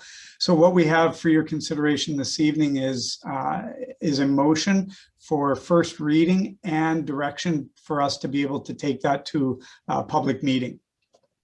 Our intent would then be to bring back to council the information we were able to gather from the community around this topic, and our timings around this are such that we don't anticipate moving on anything prior to Halloween of 2021. And the reality is given the timelines that we currently have, that the process of community engagement would probably be too rushed. And we want to make sure that we're doing this in an inclusive and transparent fashion. So the idea would be, should council in the end decide to move forward with this motion, that we would make it effective post-Halloween of 2021. That would also provide us a great opportunity, very much like the City of Vancouver did in 2019, to be able to communicate out as you're coming up to Halloween, that this could be the last, or this would be the last year of fireworks, consumer fireworks use and sale in the district. So that's kind of what we were thinking, and it's I'm happy to answer any questions that your council may have. Thank you. Councillor Kern, it originated with you, with your motion. Would you like to move a recommendation? I sure would. Okay. I'll move the staff, or is it Chief Hutchinson's recommendation? And I will second. Councillor Kern, further comments? Just was pleasantly surprised to see this come back. I think sometimes in council things go away and you're never sure when things are coming back. So I was pleased to see this come back, and I think this is great to see see what's happening across the region, around the world, and I think that was an important piece of information that council needed, and I look forward to moving this along. Of course, I wish that we were able to move before this year. If we're in a drought, things will change regardless. Either we won't be able to, pending what's happening in October. But yeah, I think this is long overdue, in my opinion, and it's something that I am anxious to see move forward. So thank you for all the effort to do that. Yeah, just my comments. I mean, you know, this is just an issue that I think time has come. I know how much at the neighborhood level, people love to get together at that point in the fall and do a community event. Our family has been very involved with supporting a fireworks display in our own neighborhood with producing hot chocolate and popcorn and inviting kids come out and such. But I think it is an issue as time has come. And so I look forward to hearing the public views expressed at the time. You know, there are some other things coming onto the market that are more environmentally friendly and also don't make a loud thump noise. And so maybe under special event permit or some others, we can still have some kind of light display for fun every now and then. But the method of delivery, the noise, the impact on the environment, that all has to be addressed at this time. So I'll be supportive of the staff recommendation. Councillor Back. Thank you, Your Worship. Thank you very much for the staff bringing this report forward. I was not supportive of this initially when Councillor Kern brought it forward. I grew up and lived my whole life in this community, and fireworks have always been a part of that Halloween tradition, but I too recognize that sometimes things do have to change. And it was really helpful in the report to be able to look across the region and see how other municipalities are addressing this issue. I still worry that it's going to perhaps kill some of that tradition for neighborhoods like you speak of, Your Worship, where it's a tradition that neighbors get together and enjoy. I don't necessarily want to see that go away, but I am interested in hearing from the public in a more formal way. So I'll definitely support seeing this go to a public meeting. Thank you, Councillor. Councillor Forbes. I'll be brief because you said you wanted us to be brief. Thank you, Chief, for the report. It's an excellent report and got me thinking about different things. And I'm also thinking about pets. But I just wanted to mention also, there are noiseless fireworks that they have in Europe. So, I mean, that might be something down the road that we could look at. There wouldn't be the booming and banging that disturbs our wildlife and pets, but there would probably still be garbage and littering. So anyway, just thought I'd mention that. Thank you for the report again, Chief. Thank you. And I've often thought it'd be great to have a couple of nights a year designated as dark nights, where we just basically, Metro Vancouver wide, we shut down all of the lights for 2 nights or something, where, when the Leonids or Perseids are on, and we get rid of that glow of the Lower Mainland, so everybody can watch a real light show up as we pass through those meteor showers. But so I'm going to be supportive of the staff recommendation. Council, further comments on the matter? Okay, call the question. All those in favor? Sorry, Councillor Mayor, did you have a comment? No, I was just going to say, I think that's called Earth Day, Mayor Little. And I think we're dismal at it, actually. We used to be quite good, and I don't think I don't know. I don't think we pay attention, but yeah, I agree. Time it with the darken the lights. And you'll get more support. Anyway, all those in favor? Contrary minded? Motion carries. Thank you, Chief. Okay, and Council, I'm watching the time. I'm going to move that we extend the meeting beyond 10:30 to 11 o'clock. Is there a seconder on that motion? Second. Back. Call the question on the motion. All those in favor? Contrary minded? Motion carries. The meeting is extended. The last item on the agenda is the Vote 16, endorsing the Vote 16 BC campaign to lower the voting age to 16 across BC. And Councillor Kern, this is your report. Thank you. Yeah, I was inspired to do this, asked by members of our community who I think Kate, one of them, spoke today. And this is really just us lending more support to a campaign that's underway.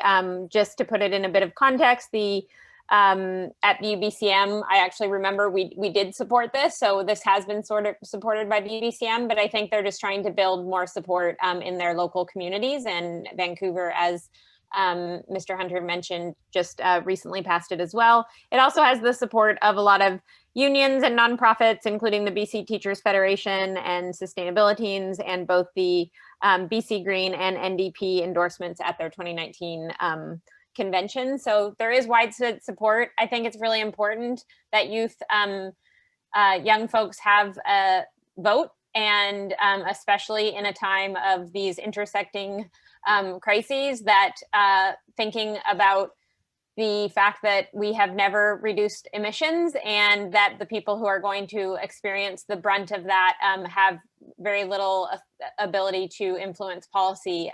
So voting is one important way to do that.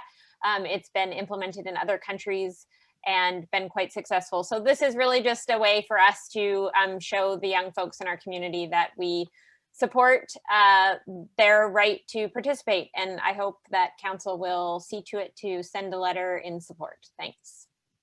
Thank you, Councillor Hanson.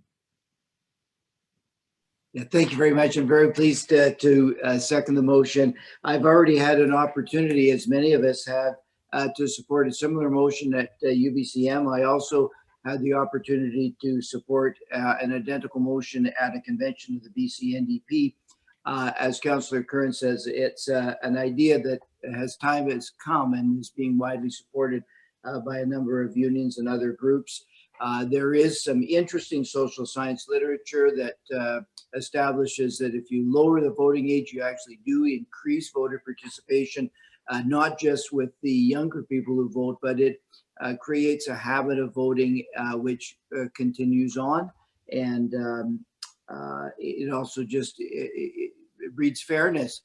Young people have longer to live with the consequences of governmental decision, and it makes sense that they are able to participate at an age when they're able to understand the issues. And certainly it was interesting to hear the comments from the public input today, people saying that they weren't respected and as young people in their political views. And certainly I've come to know that young people can be very sophisticated and very knowledgeable in their understanding of politics. And it makes all good sense that they have the right to vote. So I'm very pleased.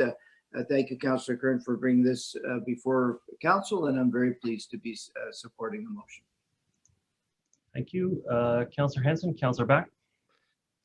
Thank you very much. And thank you, Councillor Kern, for bringing this forward. The 38-year-old version of me is equally as supportive as the 16-year-old version of me would have been for this motion had it been around when I was younger. I was president of my student council on 2 different occasions in elementary school, and was always wanting to become more involved and have a say. And I know I would have appreciated it then. So I also have 2 nieces who are 16 years old, and I regularly look to them for their perspectives on the world. And I learn a lot. So certainly want to signal to young people, as the one speaker said at public input tonight, that we care about them. And I think we do want to encourage them to be involved in the process of democracy, and anything I can do to be a part of that, I fully support. So happy to support this. Thank you, Councillor. Councillor Bond. Thanks, Mayor. I'll keep my comments brief. I support this motion for many of the reasons mentioned by my colleagues. I also think that as a local government, there are other ways that we can engage young people. I look to other local governments around the province and the country involving youth in decision-making processes, such as having a youth council or a youth representative at council meetings. I know that even locally at the school board, there are student representatives that get to participate in their school board meetings and have a say in one way or another. So I think, taking this to the next step and looking at other ways to involve youth in our decision-making process at the municipality would be an important next step to give young people a stronger voice and a stronger sense that their views are being heard and being incorporated into the decisions that we make. Thank you, Councillor Bond. I'm just going to mention that Councillor Back mentioned his engagement in elementary school. It was kind of funny. I was visiting my folks the other day, and they shared with me that my speech from the 1987 school elections My slogan was "I like Mike," and I was very engaged as well and ran for student council back in the day. That was for grade 7, I think grade 6 or something like that. What I want to caution people about is, Councillor Curran and I, you've talked about before, young people are not a monolith. The 16-year-olds, 17-year-olds, we need to encourage them to investigate the issues and come up with their own position on matters. And so what I worry about in this report is that the report is presupposing the direction that young people are going to vote, or specifically it's shopping an age group to affect the vote in a particular way. And there's something sacrosanct about enfranchisement, about engaging people in public. And I would prefer to keep the partisanship out. I would prefer to us instead be encouraging this, because we want young people to become lifelong voters. We want people to be engaged in their communities. We want people to, there's so many positives about having younger people engaged. Our voter turnout is terrible for 18 to 28-year-olds. And if this is a step can get people involved a little bit earlier and active, that's fantastic on its own merits. Whenever we sully the matter by saying that we want to support them doing it because they tend to support our positions on things, I think that that's something that we should be avoiding. I think that the outcome of this has to be that young people are free to vote however they want, and they're given equal opportunity to learn about the issues and supported to come up with their own determination of who they should be supporting in the cause. And we should keep the issues out of the decision to include young people or not. Instead, we enfranchise, and then where they take it is up to them. But I look through the report. I'm not supportive of the summary in the report because I think that it's articulating that we're doing this to shop a result, or that we're doing this to try to manipulate the vote in some way, because we're going to do this because we think they're going to support these issues. I would have rather had the entire thing based on the fact that we want them to become lifelong voters, civically engaged, and this may be a way to do that, and keep the politics out of it. Councillor Meary.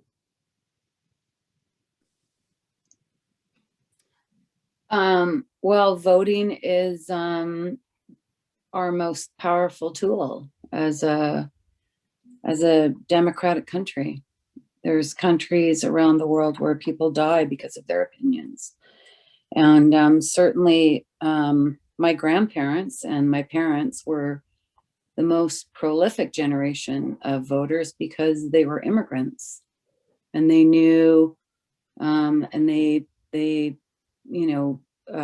held the fact that they were able to come to this country from wherever they came from and find freedom and opportunity, and that their voice mattered. I was sad to hear the perspectives from the speakers at the beginning of the meeting and how they felt that they weren't heard. I was a very involved teen in high school, with my school, with the community. I was the vice president of the Deep Cove Community Association at 18. I was always involved, and I was involved because my dad was always involved and my mom was always involved. My dad was a 25-year member of the Mount Seymour Lions, and he ran a business in the community, and he raised us to be involved and to give back and to work with our neighbors. And when we went out for dinner, we went down to the Cove to a restaurant, because the restaurant owner in the Cove, when they needed something to fix their store, their restaurant, they would come to my dad's hardware store, and that was called giving back. And we wanted to support the local community. And so that's how my dad raised my sister and I'm grateful for that. I was always looked at from the community as a young person being involved as a great thing to have a young person be involved with something. The Lions over the years had reached out to me and my friends with different initiatives. We came to them with initiatives. We used to run a sleigh at Christmas illegally on the back of a boat trailer with speakers. It looked like a Grinch sleigh, and we would raise money for Timmy's Telethon. Mayor Little and Councillor Hanson, Councillor Forbes probably remember those days of Timmy's Telethon. We would raise money. The King Neptune Carnival in Kate's Park and along Dollarton and Deep Cove Road, we were involved in as well. So I want to send a message to those young people that were speaking tonight that we're grateful for your involvement. This table, politics is a passion. Politics is part of who you are. I've got 3 children. One's very interested, 2, not so much. Sydney has been involved, as Mayor Little's children have been involved, and volunteering at federal elections and within the schools. And it's something that's just a part of you. You want to speak out. You have a voice. You speak out for people that don't feel comfortable speaking out, and that's the passion of politics.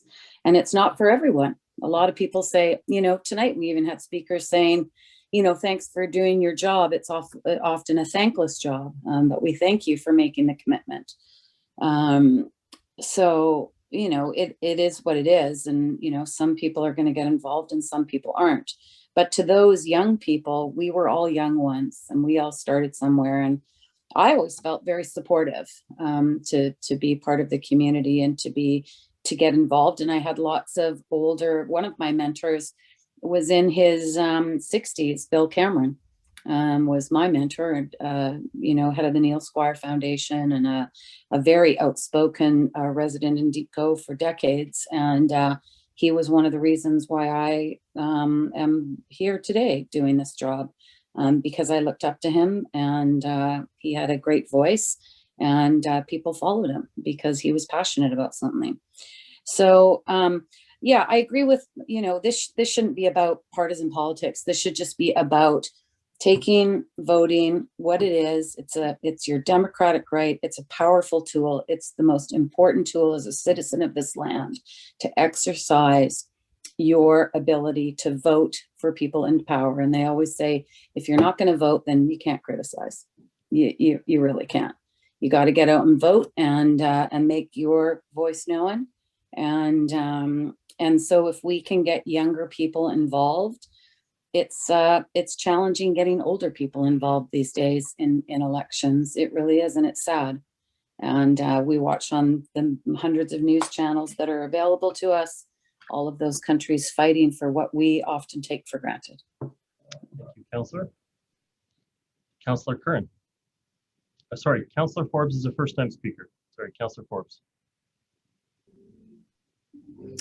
Yes, I just want to say, I think that the world is moving so much faster, whether we like it or not, and so many changes. And I think that younger people are certainly at 16, I think they're a lot more sophisticated than I was at 16. And we've given them all these other responsibilities that come along at 18. So I think they should definitely have a right to voice an opinion and voice a vote or mark a vote for their future, because they're going to either reap the rewards or try to fix what we screw up. But I'd also like to put a request on their shoulders too. And that is when I was campaigning, a lot of people would say, oh, I vote provincial, I vote federal, I don't vote municipal. And I go, why not? That's your everyday life. That's your garbage pickup. That's everything. That's fines. It's, do you have a park down the street? So I just want to put a bit of a request on their shoulders that when they get into a political position, that they bring, or before they get into the position even, when they get the vote and they go out to vote, they drag their mothers and fathers and grandmothers and grandfathers along with them if those people don't already vote. So I'm all in favor of this motion. Thank you. Thank you, Councillor. Councillor Kern, did you have further comments? Your hand was up. There you go. Well, I had a question for the chair. I am not sure what you were referring to about it being partisan in any way. I was just referencing that the BC NDP and the Green Caucus had approved this, not like the only thing in it. I just wanted to clarify on that, because I think that the young folks who are driving this campaign have lots of important issues, and this is their campaign that we're just supporting. So I didn't see anything in the report that made sense based on your comments. So I'm curious about that. But I also just that several of the paragraphs focus on a position on issues. Oh, right. Well, if it's climate change, I'm happy to talk about that another time. In terms of, I don't think that's a partisan issue. I think that's a human rights issue. But anyway, I just wanted to give a shout out to the young folks who, you know, are out there doing so much of the work that I hope that we can start doing as elected, so that they don't have to, because I think that there is an undue burden put on young folks to you know, fight for their futures as they're trying to survive a challenging world. So the more that we can do to show them that electeds are listening, I think the better. And I love the ideas that Councillor Braun brought up about youth councils and some other work, which I think is something that Councillor Back and I and some others have actually been talking about. So I totally agree. There's other ways to engage beyond this, but this is one important step.